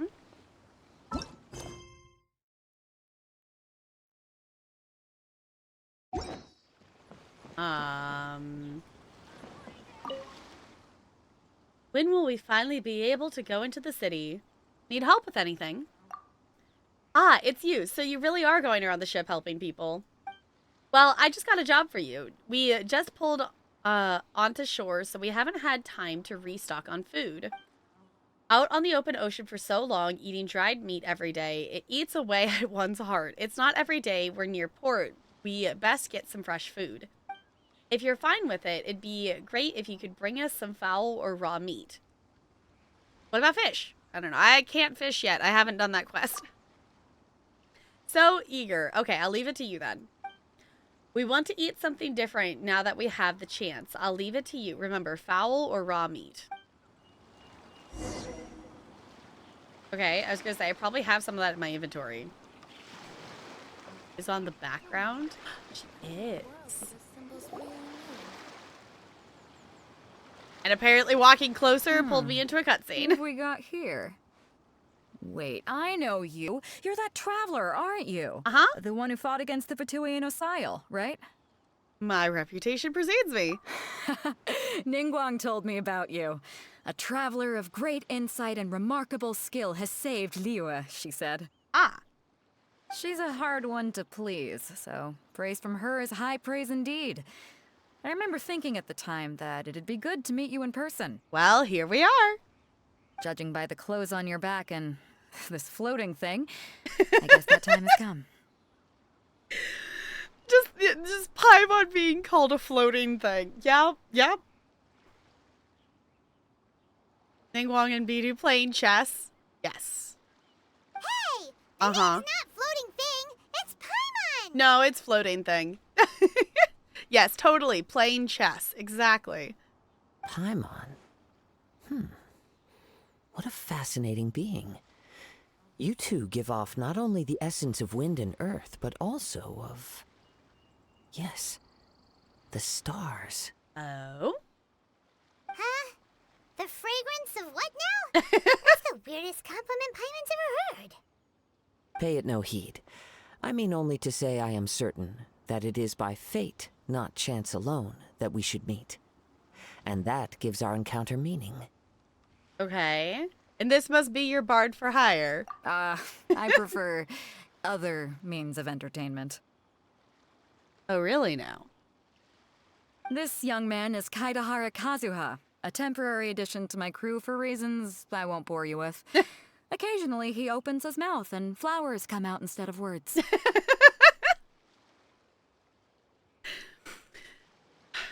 The air in her skull is why she's floating. Yes. I never picked that option. Okay. With this fine ship and the soft sea breeze, would it not be romantically irresponsible of me not to acknowledge it with a line or two of poetry? Sure, why not? Well, I can't argue with that. Okay, then. Once the clash is underway, I'll give you a chance to perform. All right. Only if the mood takes me, of course. Poetry for poetry's sake tends to lack meaning. Also fair. Hey, you don't want to pass this opportunity up too easily, especially seeing as our great hero here might be in attendance. Oh, wait a minute. What's the clash? Also, just to clarify, by great hero, Do you mean? Huh? I thought you might be here to sign up. You're telling me you've never even heard of it? Yeah, I don't know what you're talking about. The Crux Clash is a martial arts tournament that I hold. There'll be a whole bunch of folks taking part to showcase their talents. Oh. There are 2 important rules. 1, competitors must be renowned fighters. We want those with real martial arts ability, not just people taking part for the fun of it. Fair. So, you've got nothing to worry about there. I don't think there's anyone out there who hasn't heard of you. 2, you can't take part if you've got a vision. Otherwise, things get a little one-sided.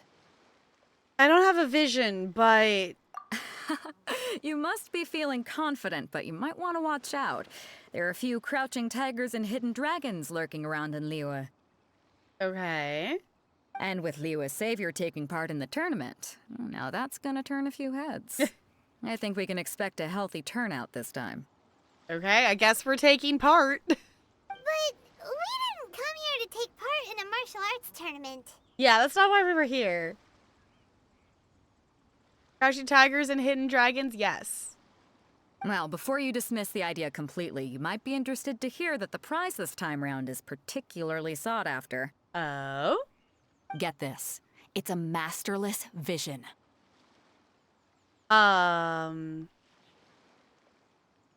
We don't need a vision, but okay. Supplied by myself, as a matter of fact. If the tournament champion can reawaken that vision, it belongs to them. Is there really such thing as a masterless vision? Yeah, yeah, why doesn't it have a master? When a vision bearer dies, the light in their vision will fade away. But the shell that housed that light remains. Okay. As for whether this shell has any practical application, well, this remains to be seen. But my intuition tells me that while it remains in the world, it may just be possible for someone else to inherit it. Oh. Yep. And the way I see it, a vision is a badge of recognition from the gods. So if anyone's able to rekindle it, it's gotta be an individual of exceptional strength and talent. Okay, fair thought process. Organizing the clash is my way of uncovering hidden talents. And hopefully this time, getting a vision to glow again. So if you don't have a vision, this is the perfect opportunity to get your hands on one of your very own. Yeah, I was gonna say, a vision is of no use to me. Yeah, we're interested in getting to Inazuma, not fighting in some tournament. Inazuma? You want to go there? Yeah, we have our reasons. Well, why didn't you say so? Inazuma? No sweat. Okay. In that case, if you win the tournament, I'll give you a choice. Masterless vision, or a ticket to Inazuma aboard the Alcor. Up to you. That was easy. You just want her to take part in your tournament. Uh-huh. What's wrong with that? The more talent we have, the better the tournament will be. I couldn't let a competitor like you fall through the net. Okay. What are we gonna do? Looks like we pretty much have to do this tournament if we want to get to Inazuma, huh? Uh-huh. Let's give this a shot. Great. Then let's get you signed up. Head to the tournament arena in Guyun Stone Forest. Kazuha and I will be over soon. Okay. It seems like it will only be a matter of time before the answer is revealed. Okay. Can I still help them with the food stuff? The sound of the Yeah, here, have some food.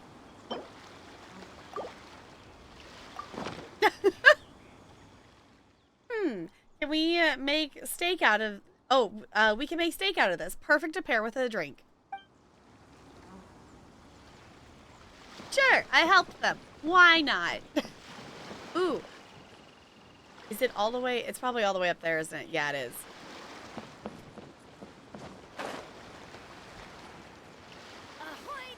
Am I gonna try to climb the ship? Possibly.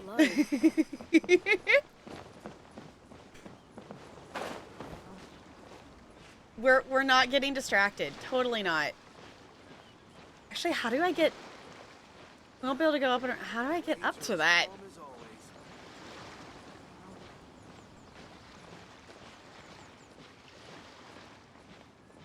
guess I won't be able to, like, climb up the board. Maybe we can climb up the rope? I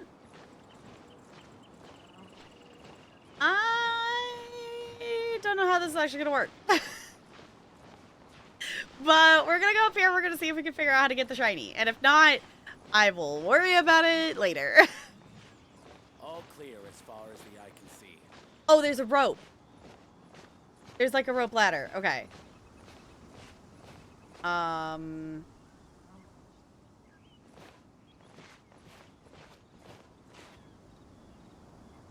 Okay. But I'm on the wrong side of the rope ladder. I go to the other side. There we go. All clear as far as the eye can see. Okay. Don't mind me. We're just gonna keep climbing. Shiny! Hope you're not afraid of heights. Whoa. Okay.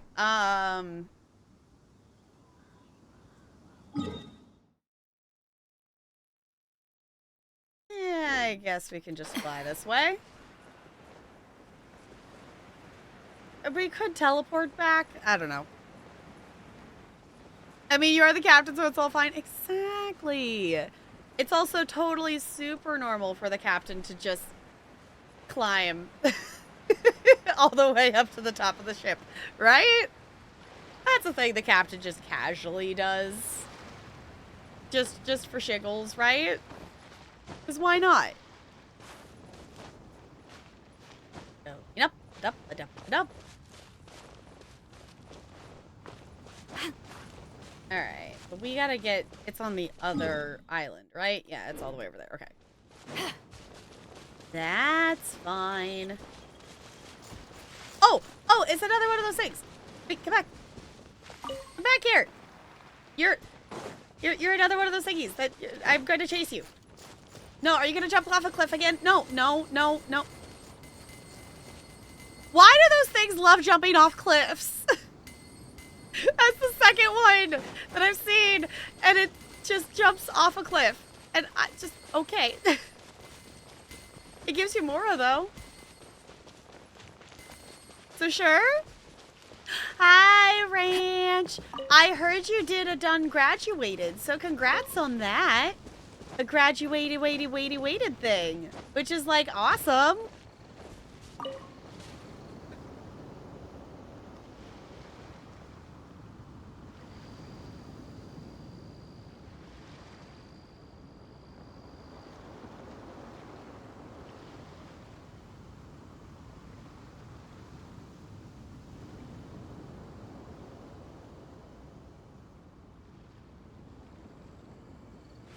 If you ever want to trade tactics, I'm always ready.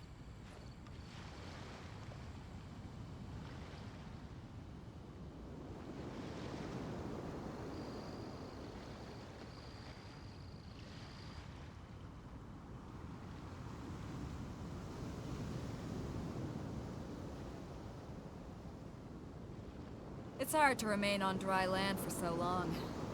Never quite seem to get my land legs back.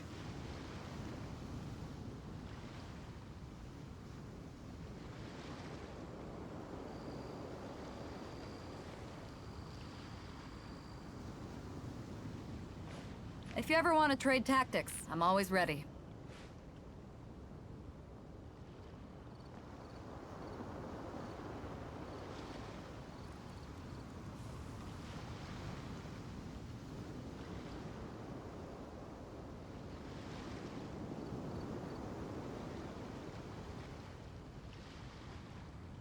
Graduated undergrad? Cold That's beer after a awesome. hard day's work. That is Nothing awesome. like Any kind of graduation thing is awesome. Because it means you did a thing. Crab. I got a crab.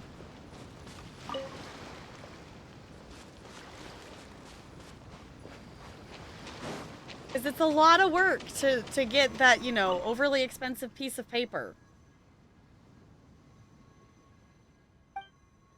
Refuge to train ourselves to seek the visions we desire. What?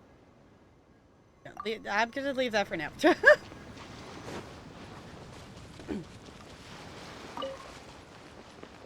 I don't remember who it's for, but I remember seeing these seashells as something that someone needs for leveling, so I do collect them as I go.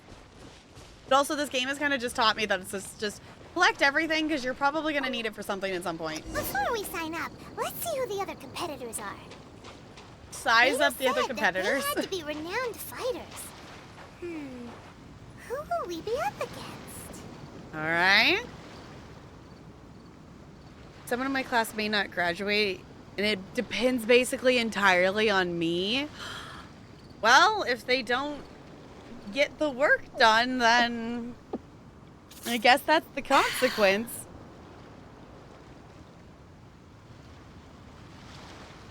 Don't have the papers yet. They'll be mailed out June, July. Yeah, I was gonna say it definitely takes a bit of time to like get the actual official piece of paper, but it's definitely exciting to get it. He hasn't shown up for 3 weeks. He's on track to fail. Yeah, it's like if you ever want to trade tactics, I'm always ready. If you're not gonna show up to class, like, you know, if they maybe provide evidence that they have like a really good reason, or like, you know, like a medical reason or like a family reason that they haven't been able to show up to class. But if they're just like choosing not to show up to class, then that's their own fault. Like, you have to go to class. I never understood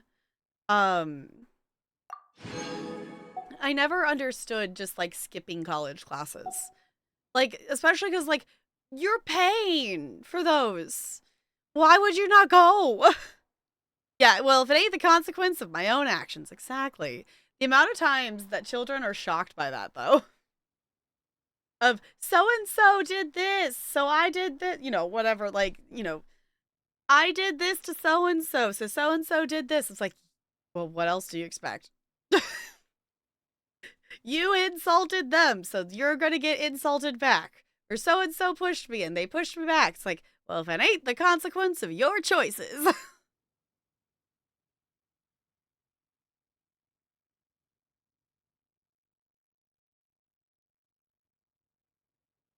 He's basically gave up on being proactive, telling me he needs to miss. This is a hands-on project group work class, so you kind of got to be there. Like, it's like a lab. You got to be there for it, right?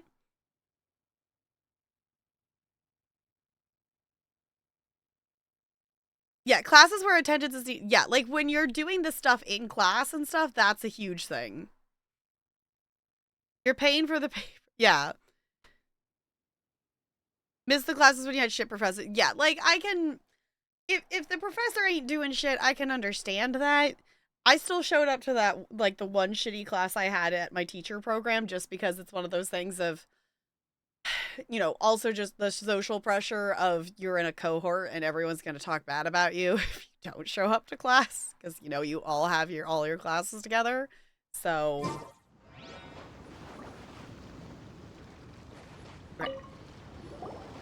Hello?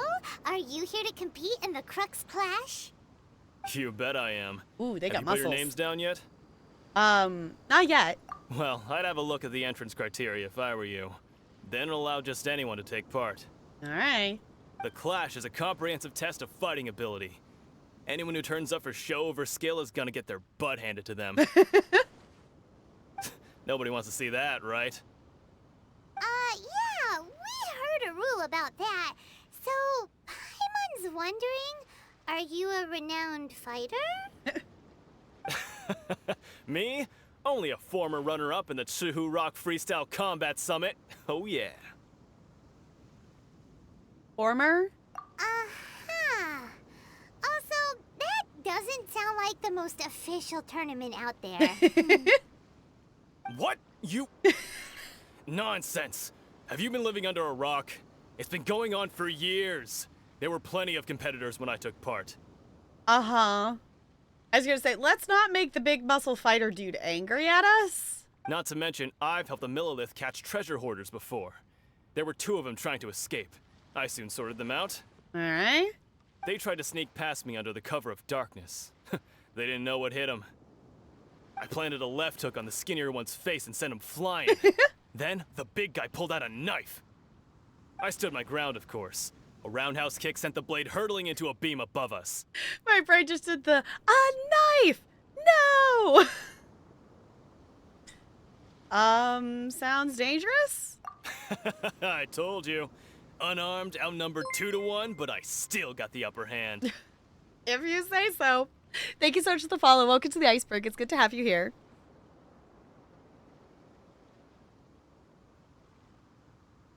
I had a class last semester that was almost entirely discussion-based.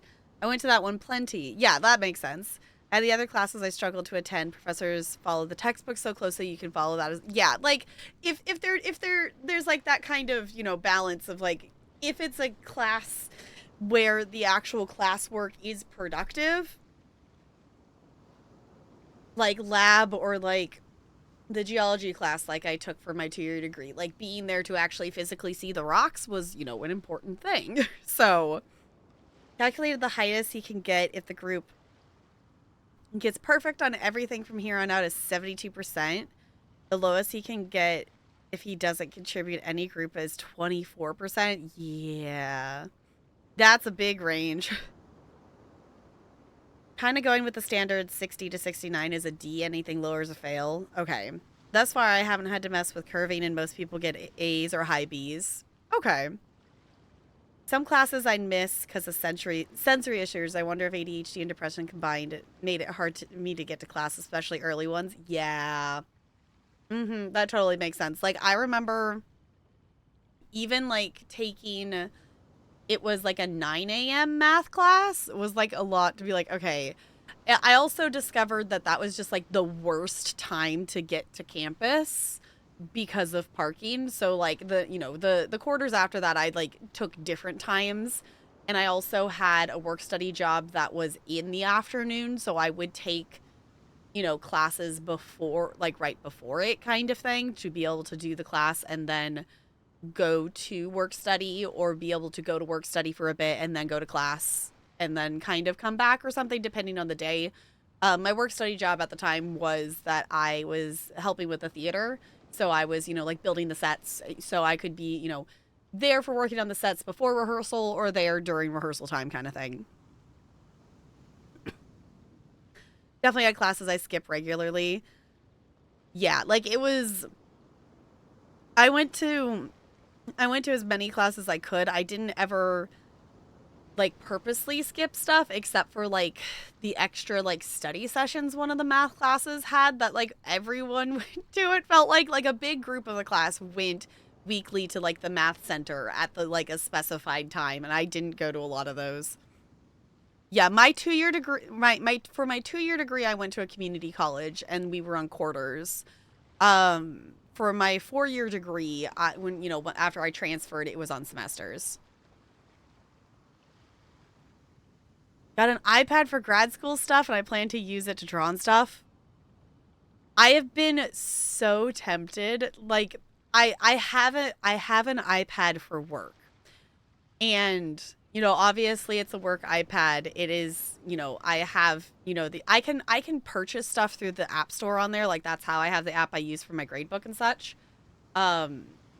I've been very tempted to purchase Procreate on it, and I've also looked at like, well, like how much would it be to just like get an iPad of my own, because I would love to learn to do digital drawing stuff. I would love to learn how to do that. And I've seen so many videos about all the cool things you could do in Procreate, and I'm like, but it's an Apple only app. You can't get it on Android. So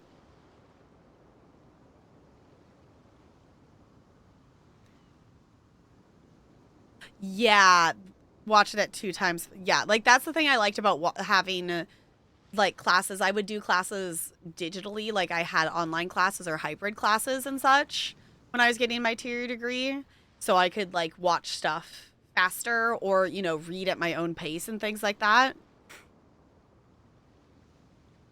Attend 2 classes on the subject I simply failed. Whoa. The loaner iPad from work, yeah. Remember the credits, okay. Yeah, it depends on the type of class whether attendance is mandatory. Like if it's a science lab, obviously like the lab work has to be done in class. Attendance is mandatory. So They just came out with a new generation of iPad Air and iPad Pro, so maybe the one that came out in 2022, will go down in price soon. Okay. Your first Apple product. Yeah, I was like, the only Apple products I've ever used is the iPad that I've been given at work. So I don't know. Well, I guess that's not true. I had an iPod Nano and an iPod Touch like back in the day, but does that count anymore? I did show my TAP Club students my iPod Nano or my iPod Touch because I brought an old, I showed them an old video of one of the dances that I just have that, I took on that. So I just showed it to them on that versus like the pain of trying to transfer it off of there. And one of them took it, pretended it's his phone. I was like, it's not a phone. And they were like, what? They were so shocked that it wasn't a phone. I'm like, nope, it's just for apps and playing music. Getting the cheaper regular iPad, but it still works with, the Gen 1 pencils that requires plugging into charge. Okay. Yeah, honestly, it would be something I would like to look into to get something. I don't, we have, the thing is, I don't know what program I would use it with. Like, Talarian got a, drawing pad. I think it was a birthday present or something at some point that I gave him. That, I don't know, we've had it for a while, but it's one of those drawing pads that it's just, the surface, so it's not like a screen. And I don't know what, other than using it in Paint or something, but you can use it. That's how we have this emote, is Talarian drew that using the drawing pad.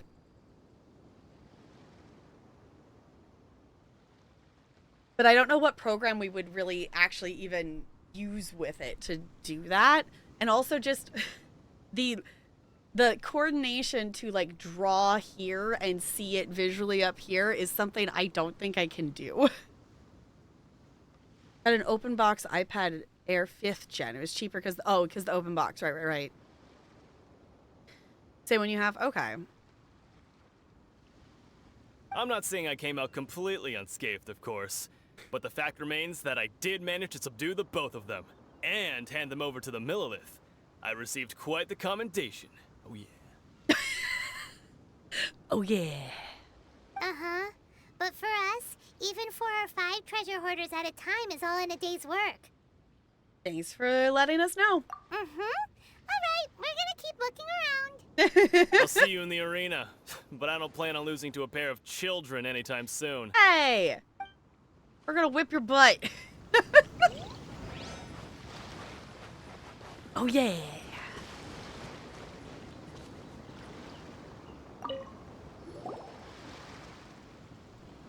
Hi there. Are you here for the Crux Clash too? That's right. Nothing beats real-life combat for honing your skills. That's what our master taught us. Okay.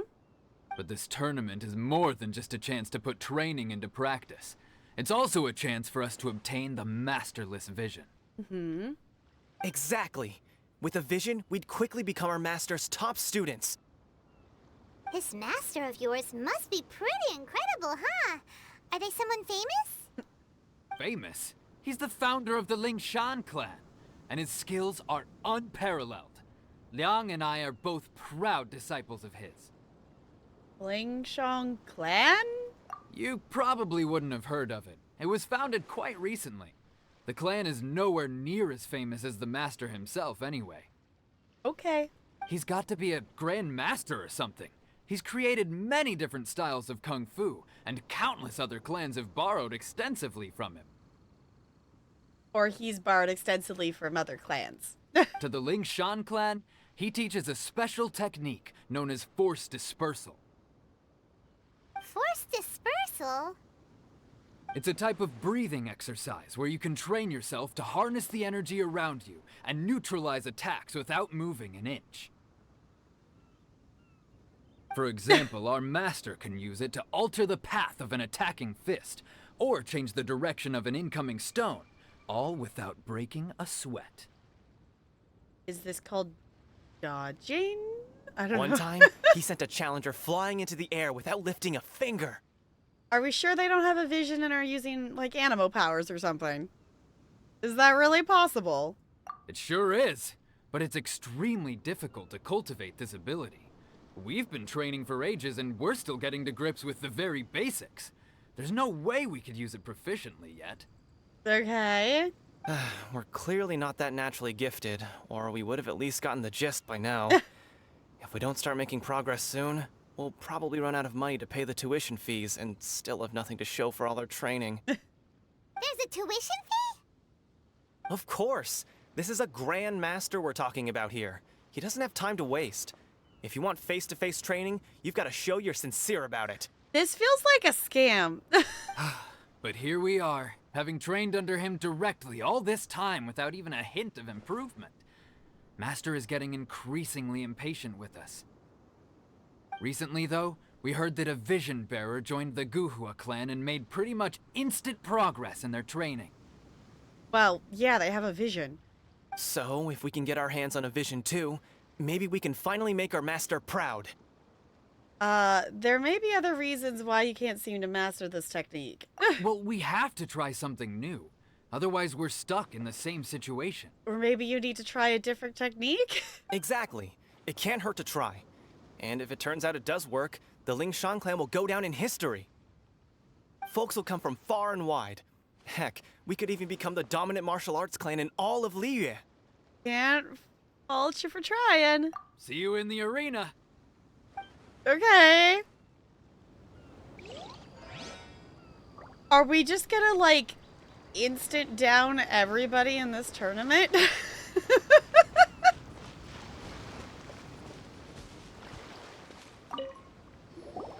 Hey, youngster. Are you here for the Crux Clash, too? Yeah. If so, seems I found myself another new adversary. Okay. So you're also here for the tournament? You better believe it. I wouldn't be here if I didn't think I could walk away as a champion. Alright. For me, obtaining a vision is the final and most important piece in the puzzle that is my life. Do you want to become a hero? No. It's not about what I want to do. This is about who I want to be. I am looking to become a perfect person. That's not a good plan. I know how that sounds, but let me explain. I've lived a successful life so far, without any setbacks. That's called luck, and probably good financial standing. I've passed every exam I've ever taken, enjoyed numerous successful business ventures, and seemed to get on with just about everyone socially. Okay. In most people's eyes, I am already the very embodiment of the perfect person. Though, of course, I'd never let the praise get to my head. I know I haven't reached perfection yet, because there's one thing I'm still missing. Uh-huh. A vision. You have so much self-confidence. Okay. Are you a renowned fighter? That's not important. I have a contact in the Crux fleet who was happy to vouch for me. So, they very kindly made special arrangements on my behalf. Uh-huh. I've also brought along a bit of an entourage for moral support. It's such a blessing, really, to have so many good friends in my neighborhood. Of course, I also put in a few good days' practice, concentrating mostly on rare and esoteric styles of Kung Fu. As a high achiever by nature, I'm confident I've done enough to guarantee my victory in this tournament. This guy refers to himself as Chad? Yes. Don't be so sure. Ha! You don't mince your words, do you? The arena will be the judge. I hope I make him fall on his butt immediately. Now then, if you don't mind, I need to finish my pre-competition routine. It's not too long now before you'll get to see me in action. Okay. So, Sure. to recap, we're up against an inflated ego, some gullible guys paying way too much for their kung fu classes, Uh-huh. and another guy who's just really average. Yep. Seems like you've got a pretty good chance of winning this thing. Uh-huh. Come on, let's go sign up. Alright. Also, because it's bugging me, I want to Claim this. Okay. Are we gonna... We're actually gonna be fighting. If you ever want to trade tactics, I'm always ready. I'm wondering if... I guess it doesn't really matter. I guess I could swap her out. I don't know. If we're actually gonna be fighting, I don't know if I should have her in the party, but... I think we'll be fine. Chink's a village arm wrestling champion, huh? All right, you're signed up. Yeah. Next, please. What's your name? Wait, aren't you? Mm-hmm. Did I hear that right? Is it really them? Huh? Aren't they a vision bearer, though? Why are they trying to enter the clash? I have to ask. Aren't you the traveler that helped Liyue fight off that ancient god? Correct. It's really her! The one that spoke with Lady Kuching at the rite of parting. Mm-hmm. Oh, I wonder if I can get her autograph later. I trust you are aware that only those without visions can enter the tournament? I don't have a vision. Really? But from what I've heard, the things you're capable of in combat are nothing short of extraordinary. You walk into the most dangerous situations imaginable, face off against all sorts of monsters, even the Fatui, and always come out on top. Yep. Yep, she still doesn't have a vision, though. See for yourself. My apologies. I didn't mean to be rude. I'm sure a great hero like yourself would have no reason to lie. Now, could I ask you to provide a few claims to fame? It's just a formality for you, of course, but I have to make a record of competitors' achievements as part of the sign-up process. Okay. You guys ever sit down, swig a bottle of Bailey's, or have I lost control in my life? Yeah. I mean, I occasionally drink some cider, but that's about it. Audibly discussing you with an earshot. Yeah, I mean, they're all like in line, so I guess it makes sense. So far, I've got defeated the ancient god Osial, so that's one. Do you have any others? I saved Dvalin. Yeah, put that down. And also, defeated the Fatui Harbinger child. Mm-hmm. Whoa. Might as well declare her the champion already. I wonder if it's too late to withdraw. Okay, that's plenty. Actually, this is the most dazzling track record I've ever seen. By a long shot. I was gonna say, the last one was like an arm wrestling competitor or something like that. Right. Your registration is complete. Now, a brief word about the prize. A great hero such as yourself can surely only be here for one thing. To win the tournament and claim the grand prize. Namely, a vision. Actually, no. Oh, we're not here for that. We're here because Captain Beto promised to take us to Inazuma if we win the tournament. Mm-hmm. There's another prize, too? Oh, first I've heard of it. Beto must have upped the stakes this time to attract top talent. But why would anyone want to go somewhere as dangerous as Inazuma? They've got our reasons. I see. So, I take it you discussed your terms with Beto in advance, then? Mm-hmm. Everyone's misunderstanding the situation. Well, yeah. Nobody expected you to sign up to a tournament like this. I can hardly believe it myself, to be honest. Mm-hmm. Anyway, the qualifying rounds are about to begin. I'll leave you to your preparation.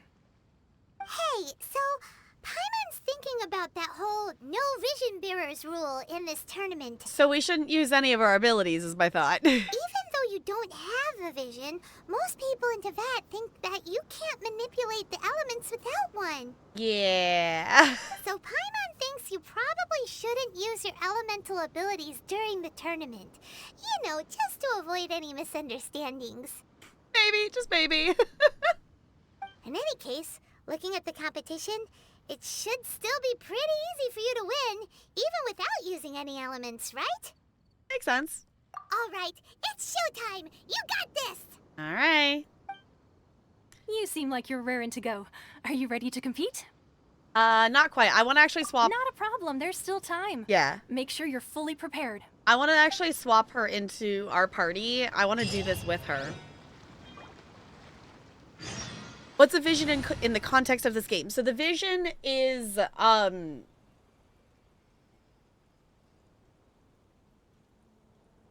will it just automatically put me in as her? Okay. Don't really drink except for eggnog from Costco. Fair enough. Yes, okay. So the vision is essentially what, channels their elemental powers.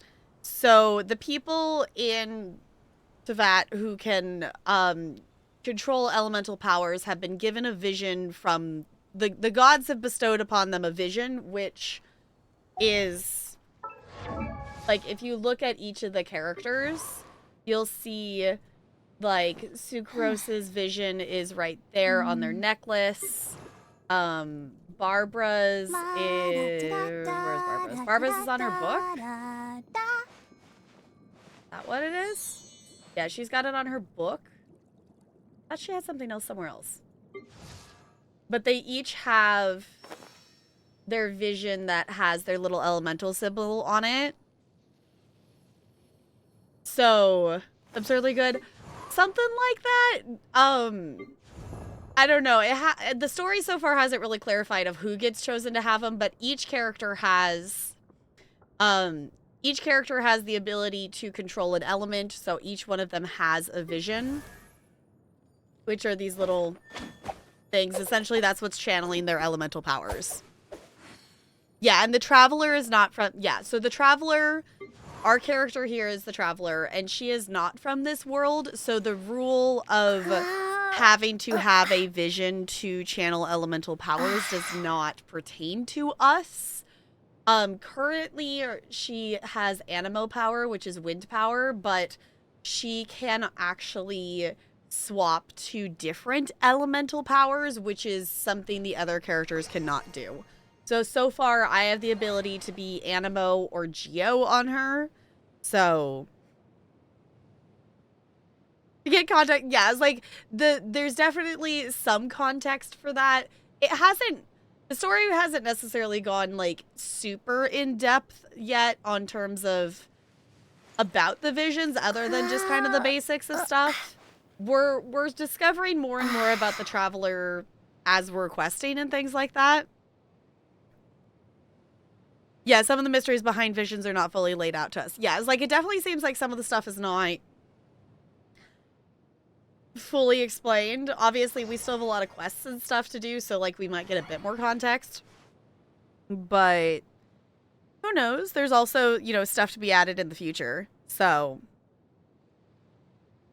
yeah, but I will say all the VODs are available. I believe we have them in a collection. You can also, the other new feature that Twitch added is you can actually also search. You can search VODs by game category. So you can also search for Genshin and see all my VODs that way. I'm thinking... I wasn't originally planning to do this, but I think I might also put the Genshin... like, literally just the quest. Like, I think I would edit it slightly different than even, Cold like... beer after a hard day. Like, even different than the Mass Effect stuff I've been putting on YouTube. I think I might edit specifically the story stuff and put it on YouTube. So... Still haven't caught much of this, especially the earlier game, because the finals, but now you're free. Fair. Yeah, and we're a decent way in, I feel like. You know, we're definitely not anywhere near towards the end, but we're definitely past the point of the beginning of the game. We have done the prologue, we have done chapter 1 content, and we are now in the prologue for chapter 2, so we're headed to chapter 2. So we're not like super insanely far in, but we're definitely at least past the tutorial. We're past the point of no return. Yeah. The final, yes, we are committed to doing story stuff. Because we're headed to Inazuma. There's also, what is it? It's Sumeru, then Fontaine? And that's as far as I think it goes. Did I say I did Fontaine? No, we've done we've done Mondstadt and we've done Leeway. So we've done 2 areas so far, and we're headed to the next one. Is essentially, I guess, the gist of it. But I definitely say do check out the VODs if you want to, or if you want to play the game yourself, definitely check it out. I have been streaming the Archon quests, which are the main storyline, as well as some of the character-specific quests, which are, like, to get to know different characters of the game. Yes, Sumeru and Fontaine after, okay. Is there a snow area, or is that just an event thing? There is a snowy area. I still need to unlock this. This is a snowy area. I tried to go there and then started getting damaged by cold, and I haven't got back yet to actually do that, but this is technically Mondstadt.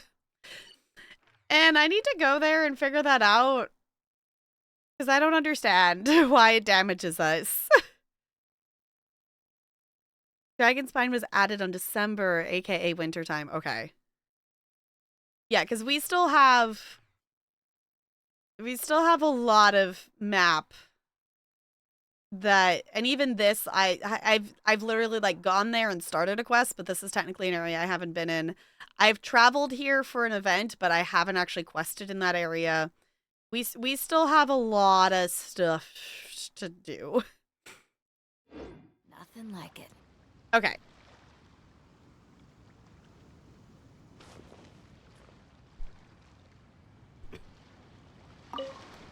No, Jessica is seem season like you're flipped. raring to go.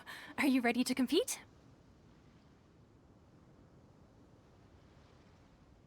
Okay. Yeah, I think we're ready. Good. Then please follow me into the arena. Okay.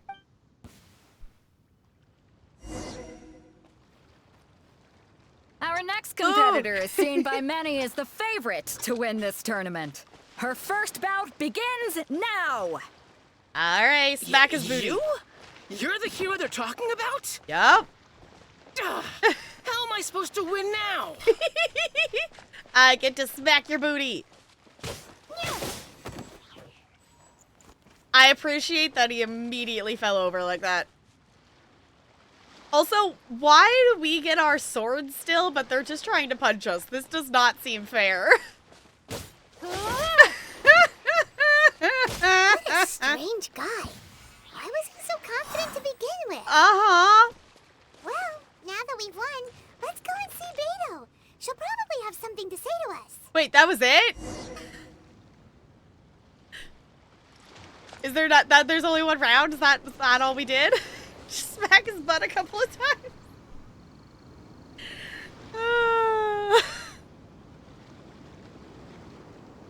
Snezhnaya is probably a Winterland too. Oh, okay. Is that where we're headed next? Do we know where the next area or what the next thing is going to be? I was gonna say, we only fought one. I was expecting us to fight all 3 of those dudes that we talked to.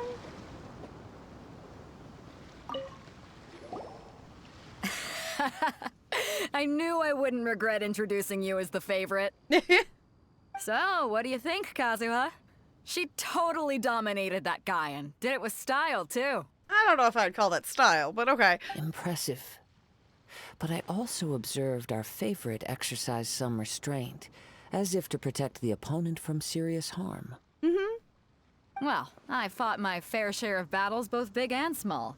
And I say, after the show she put on just now, she's more than convinced me of her ability. So come on. We all know you've got a wide vocabulary in there. Can't you spare a word or two to congratulate our up-and-coming champion? All right. Let me think how to aptly phrase these words of praise.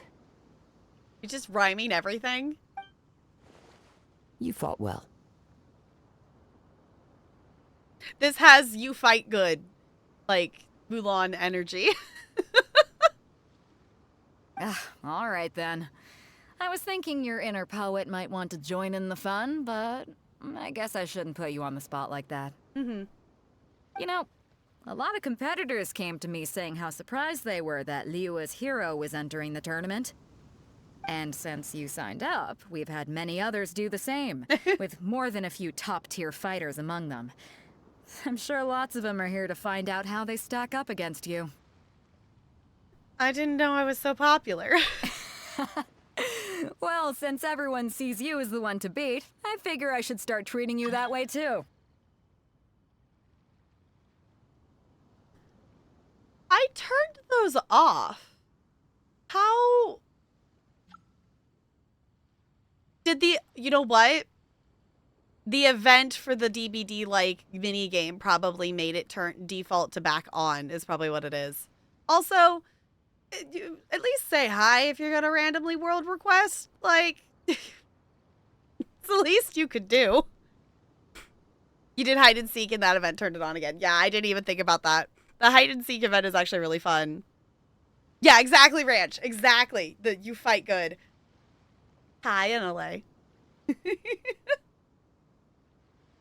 5.0 is not land? Natalin?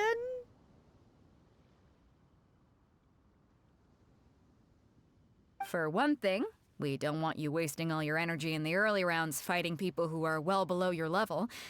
Not to mention, you must be itching to fight someone in your league too, right? Okay. So, I'm putting you straight through to the semifinals.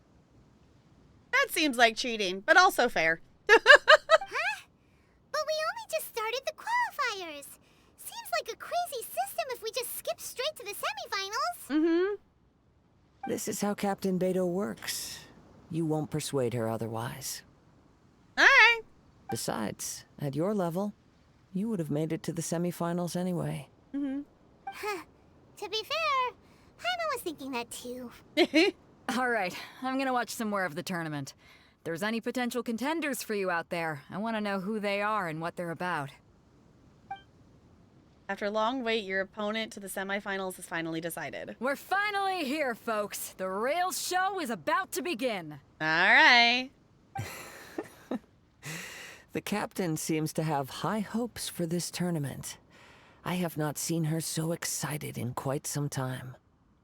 Your opponent has fought many rounds to get to the semifinals. This makes him a seasoned warrior. You may well be stronger than him, but this should not give you cause to lower your guard. I won't. Very well. Show me that you are ready to push through the storm that lies ahead. Alright, that's enough chit-chat for now. The audience is waiting. Go find the crew member that signed you up. She'll take you into the arena. All right.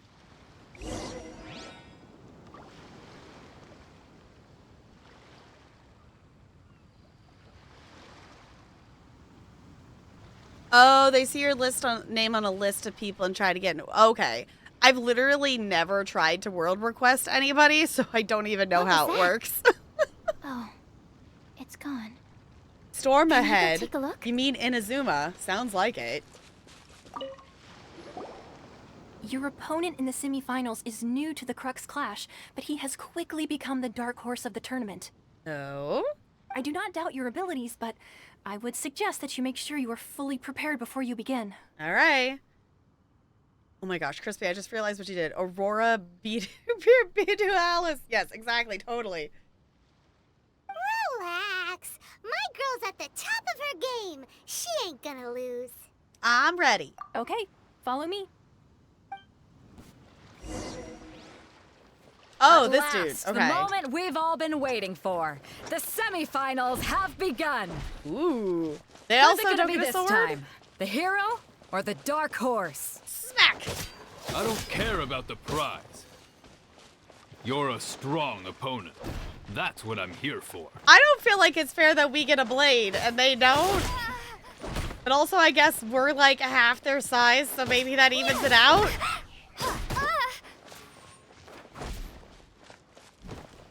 Smackety, smackety, smack. It's a fury.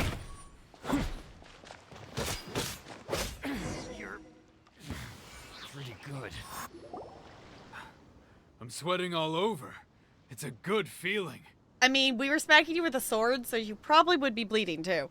Congratulations. I was beaten by the best. I need to train harder. I believe you have the potential to be champion. Right. For a moment there, Paimon was a little worried. If you had a vision, you'd definitely be one of the strongest around. I wanted a vision once, when I was a kid. People said that if you're strong enough, you'll have your chance to get one. But mine never came. I lost interest eventually. You can't depend on a vision like you can your own body. I've fought and won against vision bearers before. The power they have was given to them by the gods. I don't envy it. Fair enough. Huh? You mean you didn't sign up to try and get your hands on that masterless vision? No, I didn't. I only wanted to pit myself against other fighters and see who was the strongest. Alright. Only in defeat can you understand your weaknesses and learn from them. So I'm pleased with today's outcome. I don't often have the pleasure of experiencing defeat. His fists are the size of your head. I think it balances. Yeah. It was like, I think maybe that's fair. Like how you're so concerned about offending you. You're just like, yep. Wow. Now that's true strength talking. If you have the chance in the future, please come and spar with me again. I will be stronger next time. So will I. By the way, do you know who else made it into the finals? Is it gonna be someone even tougher than you? Whether they'll be as tough as me, I don't know. But what I have heard is that they're extremely quick. Oh. So don't get too cocky. Alright. There he goes. Maybe we should ask around, see what we can find out about our opponent in the final round. Paimon thinks we might need to up our game a little. Oh, okay. The Lavender Moonstar or something like that, I think. Think it's Lavender Moonstar. Moon Wish? Moon... something.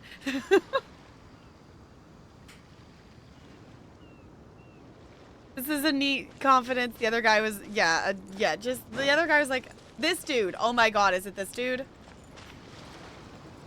Is this the dude we're smacking in the finals? Ah, it's you! I watched your match. What a stunning performance. I myself was eliminated in the third round. Shame. If only I could have advanced one more round. Maybe next time, huh? By the way, do you happen to know who else advanced to the final round? Why, yes. He's the same one who defeated me. He is a formidable opponent, quick on his feet and swift to take advantage of his opponent's missteps. Okay. I faltered for but a brief moment, but before I knew it, he had me on the floor. Given my stature, I have no fear of squaring off with physically strong opponents. But faced with a nimble, agile opponent such as him, I found myself completely out of my league. Yeah, that's the tricky thing. It's like, you could be big, tough, and strong, but if you got someone really agile, it can be hard to keep up with them. Still, I'm sure he'll be no match for you. Alright. Is it one of them? Hey there! Well, where did the other guy go? Oh, it's just one of them. He tried to use force dispersal to deflect a punch, but instead he took it straight to the nose. There was blood all over the place. Yeah, I'm not surprised. His opponent was pretty freaked out by it. He kept asking him, why didn't you dodge? But he was pretty much out cold by that point and couldn't reply. Why don't you dodge, they ask. Because to not dodge is the very essence of Lingshan clan kung fu. It's just that he hadn't quite mastered it yet. How did your match go? Don't even get me started. I spent all my energy helping him get from here to the boat to take him back to the harbor. But by the time I got back, my scheduled match time had already passed and I had to forfeit. I don't dare tell my master about this, otherwise I'd never hear the end of it.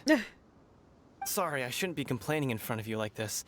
I'm afraid I'm still a bit out of sorts at the moment, so I probably won't be able to help you with whatever you were here to ask me about. Okay. Oh, alright then. Hope your buddy makes a swift recovery. Hang in there. Thanks, I'll do my best. We still haven't got any useful information yet. Maybe we can go talk to Beto. Surely she's gotta know something. Beto. Beto is Bay. You gave an outstanding performance. Truly commendable. I could sense that you're not familiar with bouts of this kind, and it could have cost you the match. But you were quick to adapt, and managed to claim victory over your opponent. That is a most invaluable skill. You are very observant. In fact, I discerned this not from what I saw, but what I heard. The ground beneath your feet, and the pattern of your breathing. But it is nothing remarkable, for I discerned nothing more than Captain Beto did. Okay. He's right. But in my case, I was purely relying on previous experience. I guess not using your elemental powers must be quite new for you, huh? It sure is. We wanted to ask about who our opponent will be in the final round. Do you think they'll be stronger than the one we faced in the semifinals? Not exactly. Contenders that reach the finals aren't necessarily stronger. They tend to have something unique about their style. Okay. As for the guy you'll be facing, his skill lies in his speed, and he has superior form. It's also obvious that he's seen his fair share of battles. What's the matter? Worried that you've bitten off more than you can chew this time? It's vital that we make it to Inazuma. If that is the case, then I have a proposal for you. Let's go somewhere a little quieter, shall we? Oh? I haven't properly introduced myself yet. In the land of Inazuma, I was a wandering samurai. Oh. Yeah, we could tell that from your getup. But at the same time, when you talk, you don't really sound like someone who's used to waving a sword around. It is true that I am versed both in literary and martial traditions. But on the straggling path of a wandering samurai, is there harm in acquiring a surplus skill? Guess not. I do not mean to flaunt my martial prowess, but I myself have witnessed reputable fighters hailing from across the lands. I do possess some knowledge regarding your opponent's particular skill set. Oh, okay. Given your talents, a few hints from me will be all that's necessary to bring your opponent down. Hang on. Don't you think you're bending the rules a bit there? Gathering intelligence is an essential part of any duel. You must know your enemy. Mm-hmm. Besides, our favorite here has fought many battles on their journey from Mondstadt. Such impressive feats require more than just bravery alone. You betcha! Wait a second. We never told you that we've been to Mondstadt. Does one not leave a trail when traveling through the wild?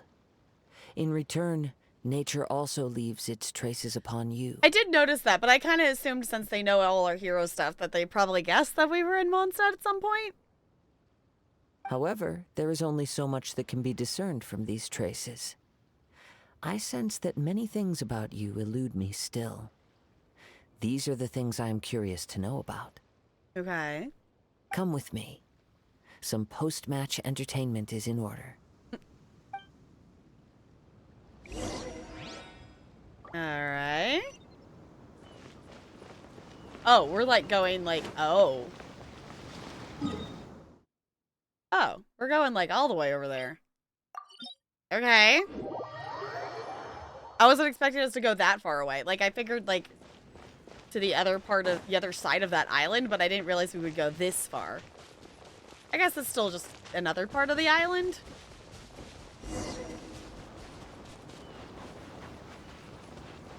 Hello. Now that we're alone, let me cut to the heart of the matter. Okay. You are skilled in manipulating the elements. And not just a single element, but multiple. Is that correct? No wonder you didn't bring this up at the arena. Paimon knew that you were hinting at something from the moment we met. You've known all along. Mm-hmm. That's right. If the other contenders were to catch wind of your elemental abilities, let's just say it would cause some unwanted misunderstandings. That's why we haven't been using them. If I'm not mistaken, you share these considerations, given your reluctance to use elemental skills even in the heat of a match. Yes, but how did you know? When I talk about that which I see or hear in you, this is not poetic symbolism at play. I mean these things in the truest sense possible. Alright, I like this character. Since a young age, I have been attuned to the tidings of nature. I hear the breath of the wind and the whispers of the leaves. It is things of this nature that I also hear from within you. Nothing more. Okay. As crazy as all that sounds, somehow Paimon still believes you. My humble abilities are negligible compared to your incredible feats. To think a human could wield the elements without a vision. And not to mention your incredibly complex scent, like that of some mysterious being. Actual question, do we ever learn about Paimon? Like, why is Paimon tiny? Why does Paimon float? Are there other Paimons? No? Nothing? It maddens you? I know, I was like, why? Why? No one questions why Paimon is floating or anything. Or what? Paimon is pie? Okay. You already know too much? More than I ever wanted to know, if you say so.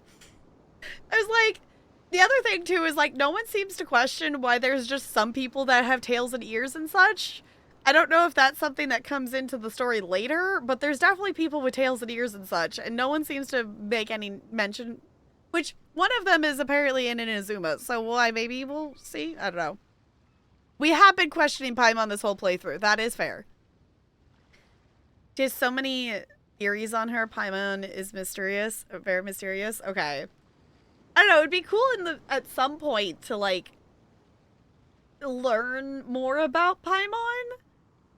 Because, like, obviously, like, she's our guide, and she knows a lot of stuff about what we've been, you know, she, of course, like, has information and has been able to tell us about different things we've encountered.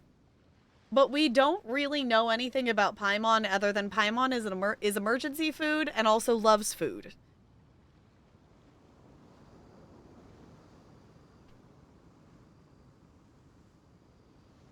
Is telling her foreshadowing? Okay. Yeah, I was gonna say, it's like, I feel like we've gotta have something at some point about it. I don't know. Something at some point would be cool. Hey, stop evaluating us based on our smell. It's weird. Could you perchance enlighten me as to how you managed to obtain your combined elemental abilities? All I did was touch a statue of the Seven. Extraordinary. So then, might I be so bold as to inquire how exactly it is that you learned to channel elemental energy and even wield it in combat? It's all thanks to Paimon's knowledge. Aw, it's nothing really. Paimon just told her whatever came to mind. It's been a long journey, and many things have happened along the way. Somehow, she just naturally learned to use the elements through it all. Honestly, even Paimon doesn't understand how it all works. Perhaps such unfathomable things are the essence of the gods and the visions they grant. However, I still wish to have the honor of seeing how you wield the elements. Perhaps it may yet reveal something to me. Of course, I too shall share with you all that I've learned. That will make it a fair exchange. Finally, a real battle. Now then, let's test your skills, shall we? Yeah. Not buying that Paimon, right? Hi, foe.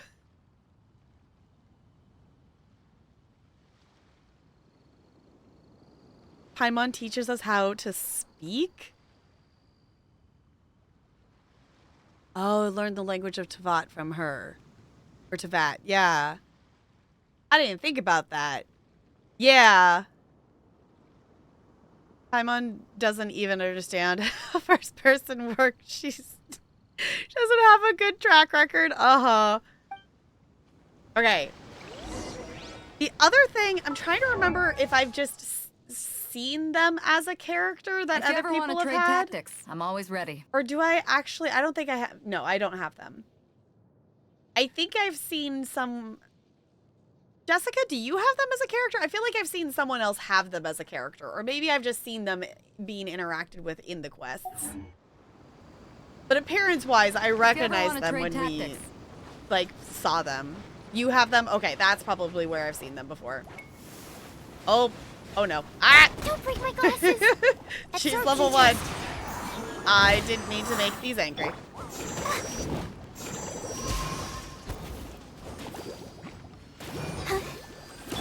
Don't blink! Hey! Yeah! Okay. Ow! Stop that.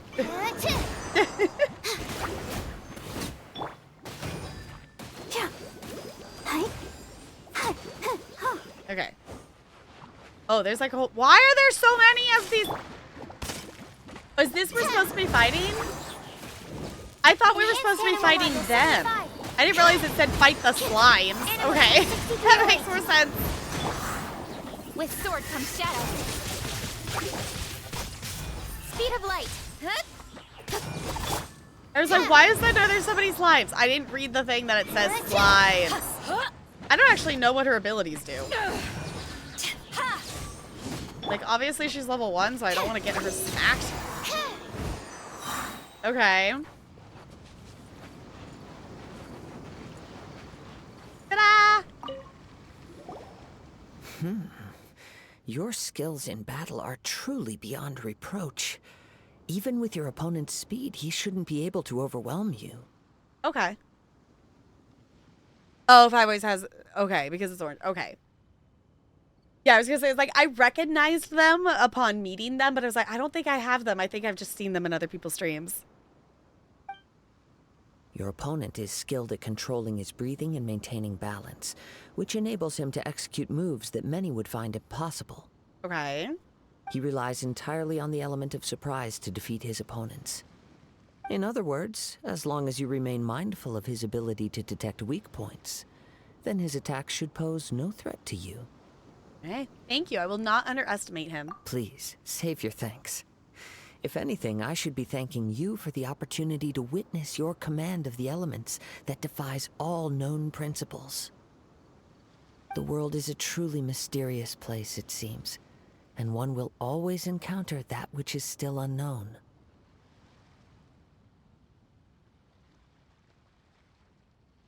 Yo, my brain just processed of like... Okay, so just like thinking history-wise, if she's from... sorry, my brain forgot the name of the city. If she's from the place like 500 years ago, and so is her brother maybe, then maybe it used to be a thing that humans could wield the elements without needing a vision, and maybe that's something that the Seven implemented to limit and pick and choose who gets to use the elements instead of it being just a human thing. Obviously, don't spoil story stuffs, but that's where my brain's thinking. Kazuha is honorary Canadian fellow, even though Inazuma is based on Japan, but look at him and his Mabel. Yeah, I was going to say, very much I can understand him being honorary Canada fellow. You seem kind of obsessed with visions, but don't you already have your own? Why are you so intent on exploring the connection between visions and the elements? Great question. I desire to know what meaning visions have to the gods, and what influences the gods' decision to grant humans these visions. Okay. My apologies. You must be completely in the dark regarding such matters. For allowing me the honor of witnessing your mystical ways, I am willing to answer any questions you may have regarding Inazuma. Ooh. Okay, I'm indeed in the dark, so please enlighten me. So that's what you're curious about? Then allow me to tell you more. As you well know, a vision hunt decree is currently underway in Inazuma. Mm-hmm. Visions are a gift bestowed by the divine, People that have accepted this gift are now having their visions confiscated inexplicably. Sometimes in circumstances that leave their original recipients dead. Oh. In the outset, supposing each of the 7 Archons had their criteria for granting visions to living beings, then does the current Electro Archon now doubt these criteria, or even the act in and of itself? Mm-hmm. Not to mention, with no new Electrovisions having been granted for such a long time, it would seem that we can infer something of the Raiden Shogun's feelings on the matter. Right. She sounds less like an Archon and more like a tyrant. Yeah. As far as I know, she is an Archon that pursues eternity. She will relentlessly carry out her will with no regard to what others may think or feel. Sounds like it. Liyue's contracts are meant to benefit all who reside within Liyue. But what does Inazuma's pursuit of eternity bring to its people? Nothing good, it sounds like. It goes without saying that the people locked within Inazuma do not fare well these days. Sounds a lot like something the god you encountered in the beginning would do. Maybe. Oh? Have you encountered the Electro Archon before? I'm not sure. With time, we will change. But the Shogun will remain the same. Mm-hmm. If you wish to find her, she will forever be there. There will come a day when I too shall wish to understand the answers to eternity from her. The super zoom. The time for your match is approaching. Oh, right!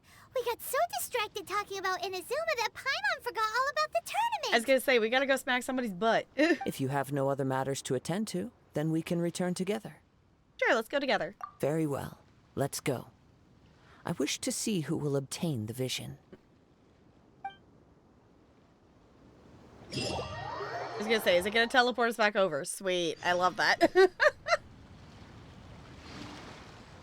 The theory that you just said we have no way to deny or confirm we do not have the lore. Oh, okay.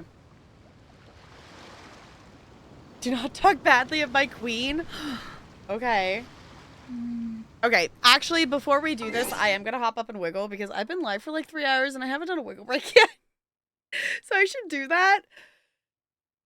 Okay. Oh, sleepy bean. I'm gonna hop up, I'm gonna wiggle, I'm gonna find a snack. And then, obviously, we're gonna go smack their butt.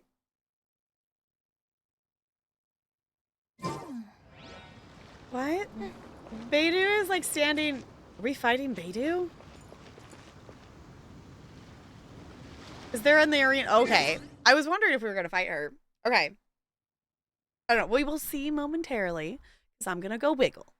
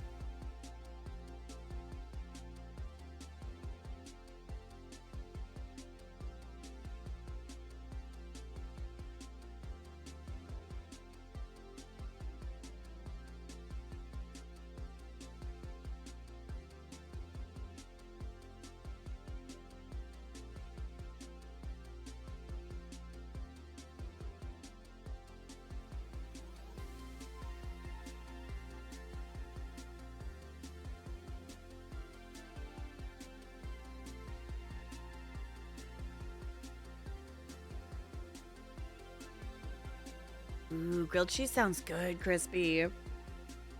Yeah, I just have these like, got them from Costco that it's like little tiny wheat thins and like little things of cheese. And I was like, that's an easy snack to grab. But grilled cheese sounds really good. So I think I'm assuming we might be close to the end of this quest. We might go a bit farther than that, but I know we were planning to truck tonight. I know. Oh, air bubbles, goodness. I know it is getting a little late for some people and things.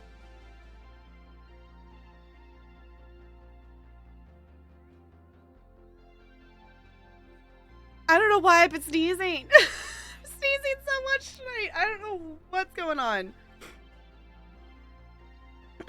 I know I did get started a little bit late today unintentionally.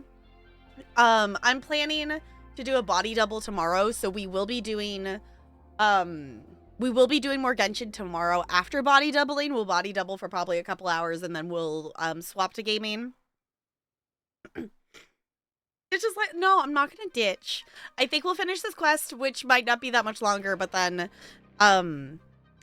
we'll see. I would like to do some trekking. I'm really excited to check out the DLC.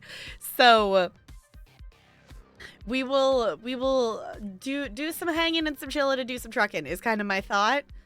I also want to look at I have a couple college things that I want to at least look at in preparation for working on stuff tomorrow. So that, I guess that's the update. That's the thought process. So let's, oh wait, let me pause the music first.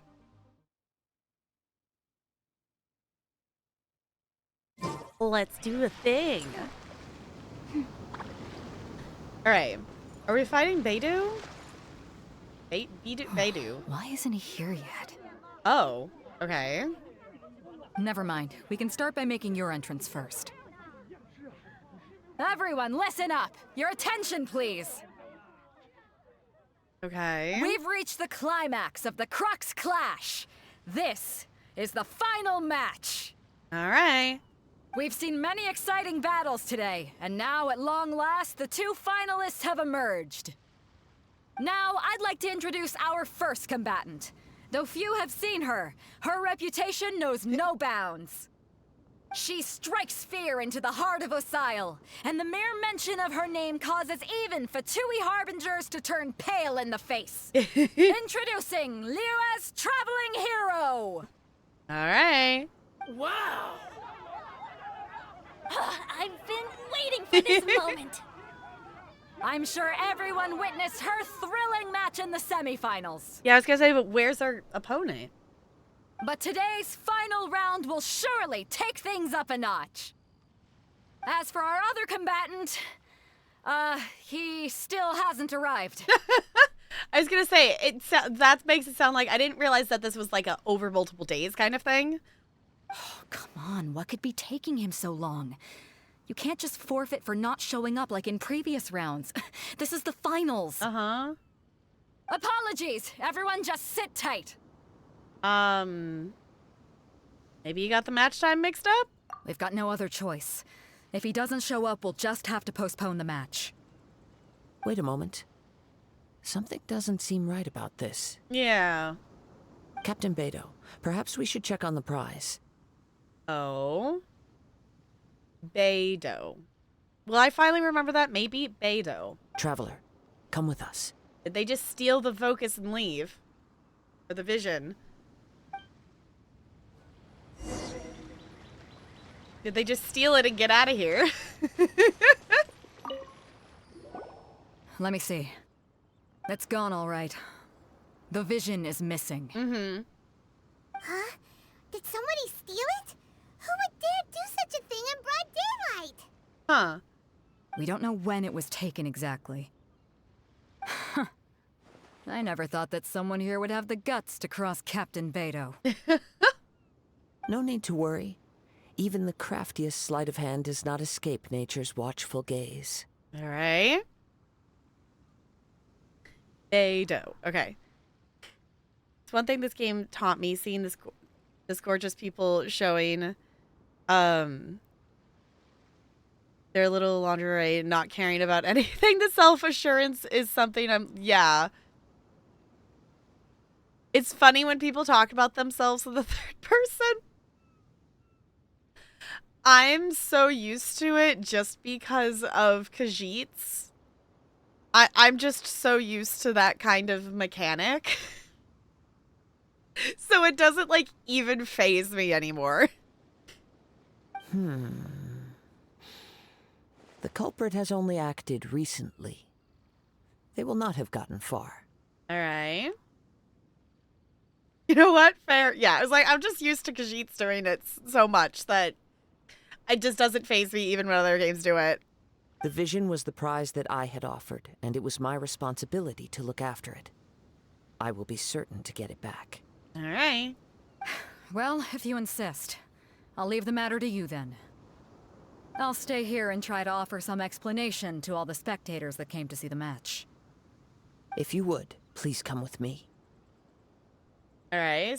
My opponent was a no-show anyway. But we're on an island. Where could he have possibly run to? Up? Come with me. I can sense the winds are coming.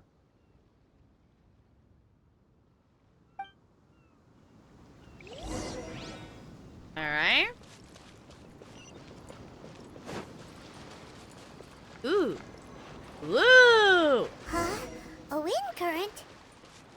The winds have come at an opportune moment. Let's seize this chance.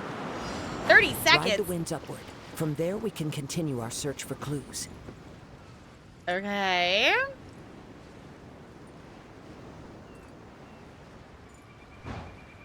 Whee!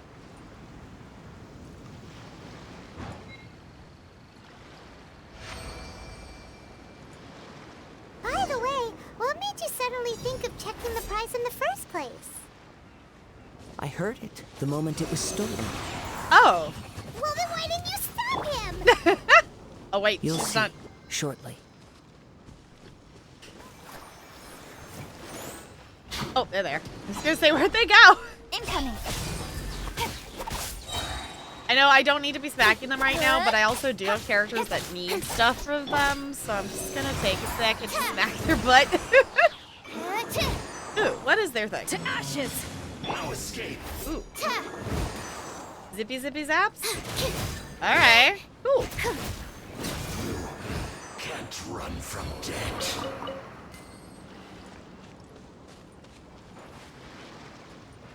Higher? Oh, here it is. The winds are guiding us forward. The culprit is on the opposite shore now. You can hear that too? What does it sound like? Hubris. This way. Oh, dang Follow it! me. I missed it! There may be an ambush waiting for us up ahead, but I trust that you are well prepared for such a scenario. I didn't go high enough. Dang it! I didn't go high enough before I went forward. I'm assuming we're gonna have to go back.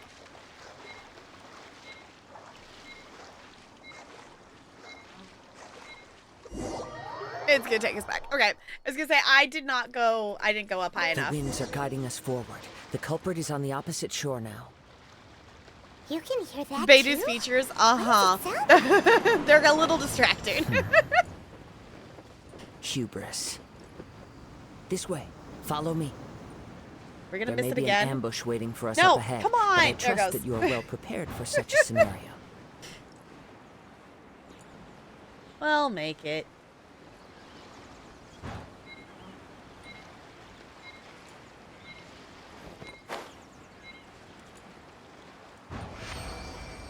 Oh. Okay. It thread the wrong direction. Hoarders, they're here! Oh. Get them! Treasure Alright. hoarders, just as I expected. In which case, please stand back. Alright, I want to level her up now.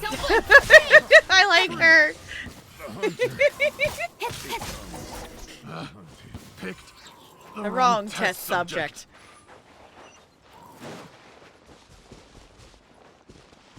Talk to the treasure hoarder who stole the vision. Okay. Because they're totally just standing there. And not running.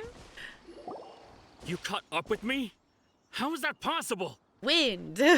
I had even prepared a boat to ensure a quick getaway, and still you caught up to me. Uh-huh. No boat could ever match the speed of the wind. The wind? What are you talking about? Oh, I get it. Your vision. Drat! If I only had a vision. Or if I could activate this one, then you'd never be able to catch me. This has nothing to do with visions.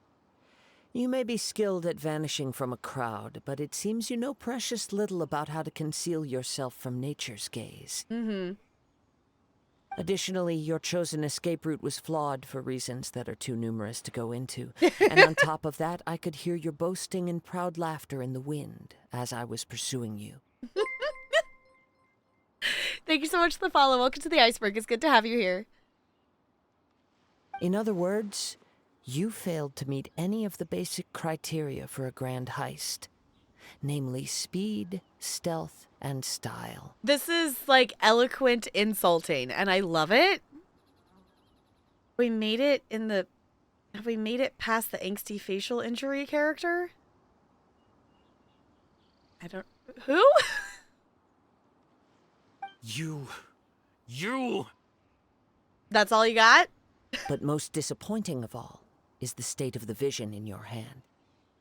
It appears that the vision doesn't respond to human desire indiscriminately. Fine, fine. I admit it. I've had my eyes on this vision for quite some time now.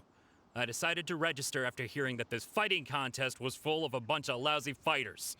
I fought my way to the finals and... Aha! So you were supposed to be our opponent. Okay. I'd intended to win the contest through skill alone all along. But then you showed up. After watching the semifinals, I knew that I didn't stand a chance. But I wasn't about to give up on the vision so easily after coming all this way. Since there was no use in trying to face you in the match, I decided to put my skills to good use while everyone's attention was on you and Beto. Alright. I was convinced I prepared thoroughly for my escape, but somehow you still managed to catch up to me. You've got nowhere else to run now. Just give it up. Drat. This should have gone differently. Uh-huh. There'll be consequences if you resist any further. I know an empty threat when I hear one. If you give up the vision, we'll let you go. Fine. But you'd better mean it. It didn't activate once I took it anyway. It's nothing but a useless shell to me. Alright. You know, according to the laws of the sea, the penalty for stealing is breaking the culprit's arms. No. Huh?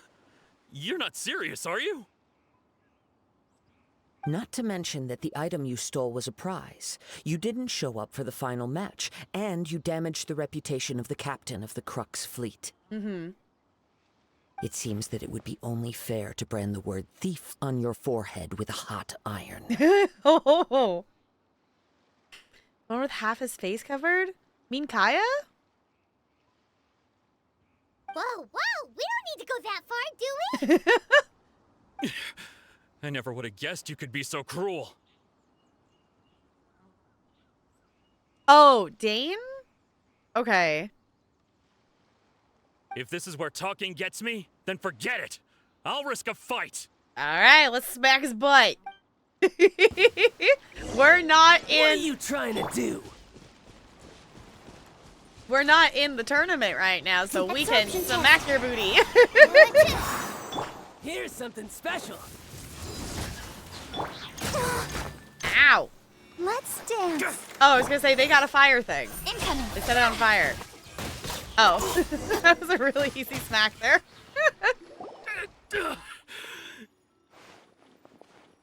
No, no. Do what you want, but please, don't brand my forehead, please. Fair. He has persevered to the bitter end, and now death looms near.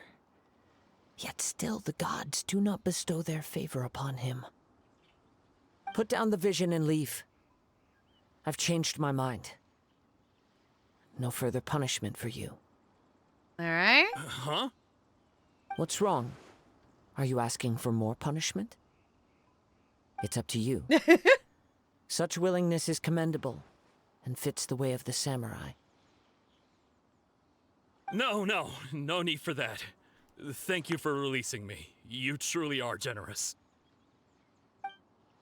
The treasure hoarder leaves in a frenzy. Huh? Paimon doesn't get it. Were you just trying to scare him? Yeah, at least a little bit. I take no pleasure in frightening others. I was just testing all possibilities while the vision remained in his hands. When people are forced into a corner, that is when their greatest strength will appear. I thought it may be an opportunity for him to awaken the vision. But unfortunately, nothing happened. So you're planning this all along? Yes.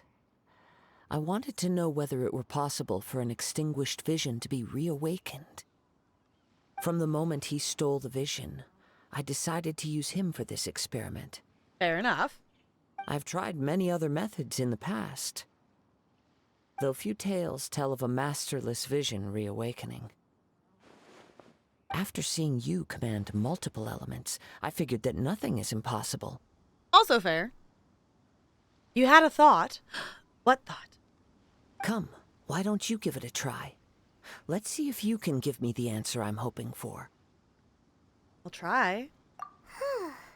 The vision didn't seem to respond at all. I see. So you are also unable to rekindle the vision. No matter. This was expected. I suppose this vision is still mine to take for now.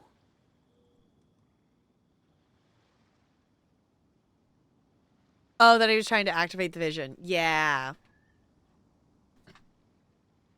Yeah, it would be interesting to see, though, like, if it would be possible to rekindle it, because I hadn't thought about that before, of, like, what happens to the visions. Like, you know, after someone dies, like, does it stay? It seems like it doesn't stay around. It fades.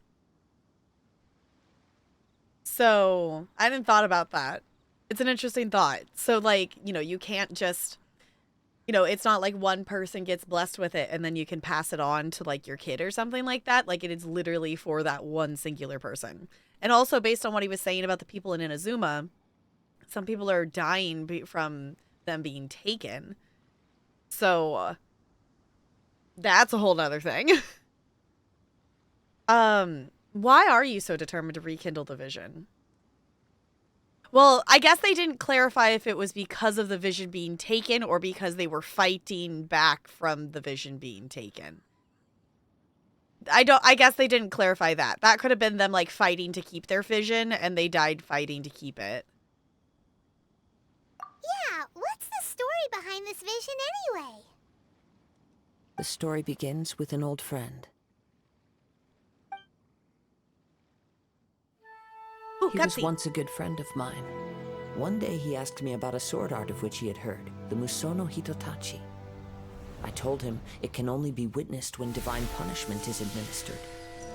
It is the pinnacle of the Raiden Shogun's skill, a symbol of ultimate power. But he replied, there must be one who can withstand it. There's a cat. There will always be those who dare to brave the lightning's glow. Then, the Vision Hunt decree arrived. People's aspirations were stripped away as the Raiden Shogun began to construct her ideal of eternity. While I was fleeing from place to place, I heard that my friend had challenged the Vision Hunters to a duel before the throne. A solemn yet brutal challenge. The defeated face divine punishment, while the victors gain a second chance. Perhaps he thought he of all people should make a stand. Coming face to face with the Musono Hitotachi was all that he truly desired, after all. When I arrived at Tenshukaku, the duel was over. I heard his sentence of divine punishment, his severed blade hitting the ground. Perhaps that was the glory he had yearned to witness. In his last moments, what expression was on his face? Before I knew it, I'd stepped forward and snatched the dying vision and was running from the scene. All I knew was that I mustn't let his hope, which burned so brightly, become buried among the ice-cold statue of a god. Perhaps one day, I may come to find that all I have done is meaningless.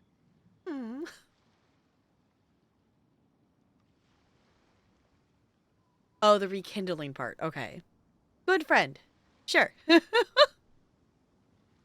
But as a wandering samurai, I find meaning in traveling and the sprawling beauty of nature that lies along the way, while still retaining the warrior way in my heart. Kazuha. It's just another way of saying I do as I please. All right then, it's time we returned. I need to talk more. I'm here to listen. Do not let my feelings trouble you. But thank you. Do I have to run back? I don't want to have to run back.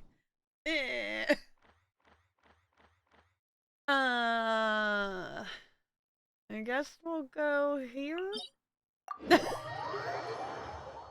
No magical transport this time via quest. We have to run there ourselves. Run. And this is why I should run around and get more of the things so I have a bigger stamina bar. Like, it doesn't feel... It definitely is a lot better now than it was, like, when I first started playing. It feels like we actually at least get to run for a little bit. But I would like to collect more of them, because I think I have the Animo and the Geo statues at, like, level 8 or 9. I think the Animo one's at 9, and I think the Geo's at 8 or something like that, I think. But there's still more to collect. And obviously, like, once we unlock Inazuma, there would be, you know, even more to unlock.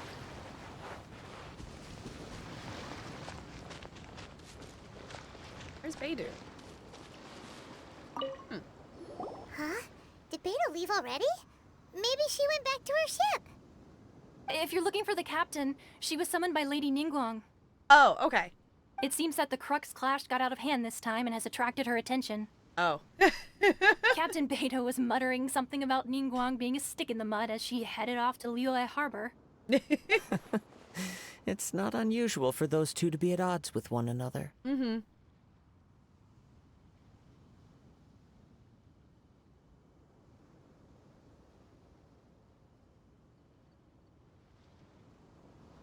Do I have Lynette? I think so? I think I do? Oh, it's only... Okay, so it's only Animo and Geo statues that grant you stamina? Okay. So I assumed that it was, like, a thing in each area, so I just need to find the rest of those then. Okay. Because I've found a number of them.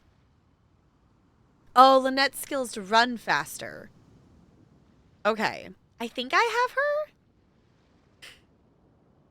It's not unusual to be loved by anyone. Exactly.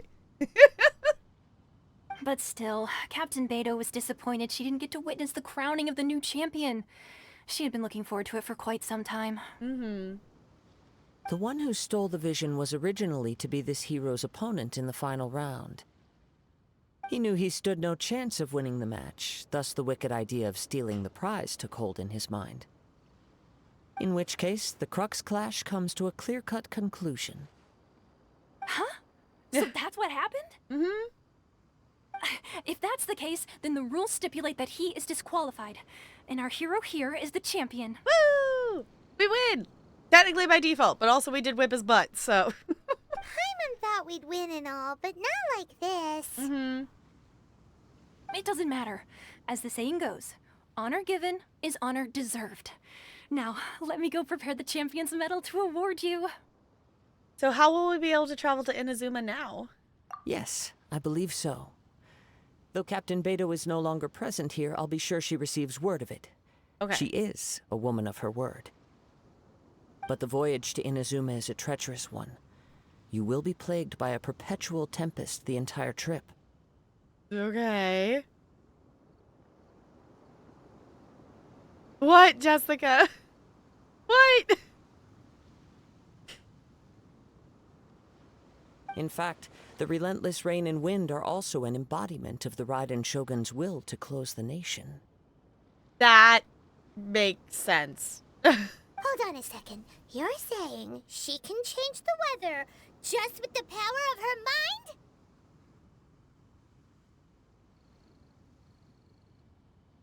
Oh, not like this, so used. Got it. Okay. That makes more sense. Not like this. I know. We technically won because we did fight him and we won, but we also kind of won by default. Let us not forget that this is one of the 7 Archons.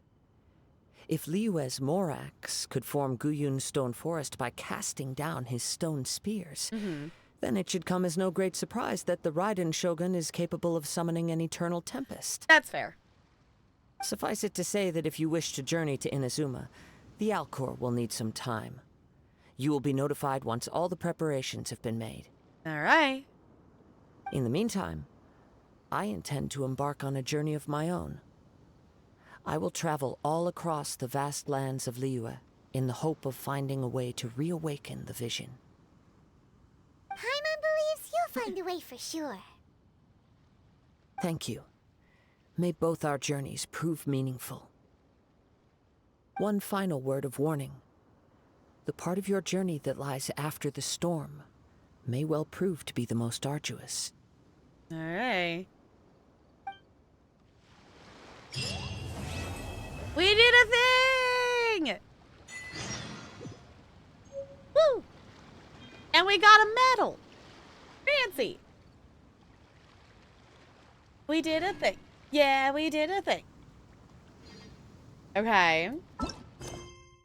Setting Sail. Chapter 2, Act 1. Immovable God and Eternal Uthima? Ask Catherine for information on going to Inazuma. Okay. Been a while since you struck on an agreement with Beidou, right? To go to Inazuma together. You decide to check on how things are progressing. Still need to do a little of Act 1. That's what I was thinking. It was like, we still need to actually, like, do a bit of this to get to there, right? Which is fine. Did I actually complete? Yes, I did. Okay. I think we will do that tomorrow, though. I think we will do that tomorrow because we will definitely have some time to... We will definitely have some time to do some questing and such after we do some body doubling. And then, who knows? Maybe we actually check out the event or something like that. So, yeah. I think that is a good place for us to pause. So, I am going to collect these achievements, though, before we... Hee-hee. We did things! Yay! Yeah, so for timing tomorrow, I'm thinking, like, obviously I'm not, I'm thinking I want to try, like, this will probably be more summer thing to, like, specifically plan start times for the co-working. I don't know, the not specific start time planning is more dependent on, like, me starting working on master stuff. But since I know that I'm not immediately going to be typing a paper tomorrow, my brain's a little bit, it's a bit easier to get my brain past the, like, initiate task thing. So I would like to start sometime early afternoon Pacific time. Would be my goal to be able to do some body doubling and working. I would like to get the Paper Trail VOD uploaded tomorrow, and I haven't edited it yet. I have it all set up and ready to edit. But if I go live a bit earlier, then I can finish editing it and upload it at least to be posted sometime in the evening. Yes. they brought it back, that they brought back, like, the chocolate. So they had, for a while it was just vanilla, and you could have the chocolate syrup or just plain, I think. And then they brought back the berry, and now they've brought back they had brought back the chocolate swirl, and now we have, plain chocolate, but you could also get the chocolate with the syrup, which is what I got. It was like, it was really chocolatey. It was very good. Thought about getting it. We really have the same brain cell. Same brain cell. Yes. So I was excited about that. So I guess the gist of it is, if you want to know specifically when I am going live, join the Discord. You can pick and choose what your notifications are. So if you want to know specifically when I'm going live, or want to know specifically when I'm body doubling, those are two separate roles you can give yourself to be tagged in. Yeah. That I will be back tomorrow. We'll do body doubling for at least a couple of hours, and then we will swap and do some Genshin. Questing is kind of the general plan for tomorrow. Obviously, I will update in Discord if things change on that.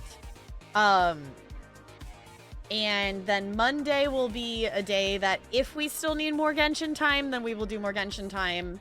If not, we do have some review codes that I would like to play, that I gotta make sure the Switch is all work and whatnot, which it should be.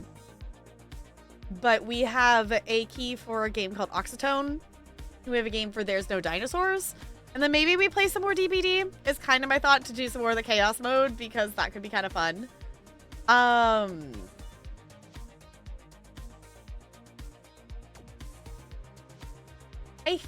think, speaking of DBD, also, one, DBD, and also two, if you haven't gotten your drops yet, I think we're gonna go raid Coco, who is playing some DBD. Because I know I just got the rest of my drops today. There are drops happening for, like, a profile background and image and something. I don't remember what the third thing is. So, it's not long, though. Okay, because you just need to do part of Act 1 to be able to go to around Inazuma. Okay. Well, then maybe we just keep doing some more questing because we can. I don't know. If all else fails, we have so many things we could play that we will play something. We will play something. We can swap to, like, any of the number of simulation games that we have to play more of. We have many things we could play. If we find a stopping point for Genshin, then we will always play something else, because the backlog is many and the simulation games are endless. So, you know, I like that. That's the vibe. The backlog is everything, and, you know, the simulation games are endless. We always got all the things. But we're gonna go raid Coco Chobro, who is currently playing some DBD.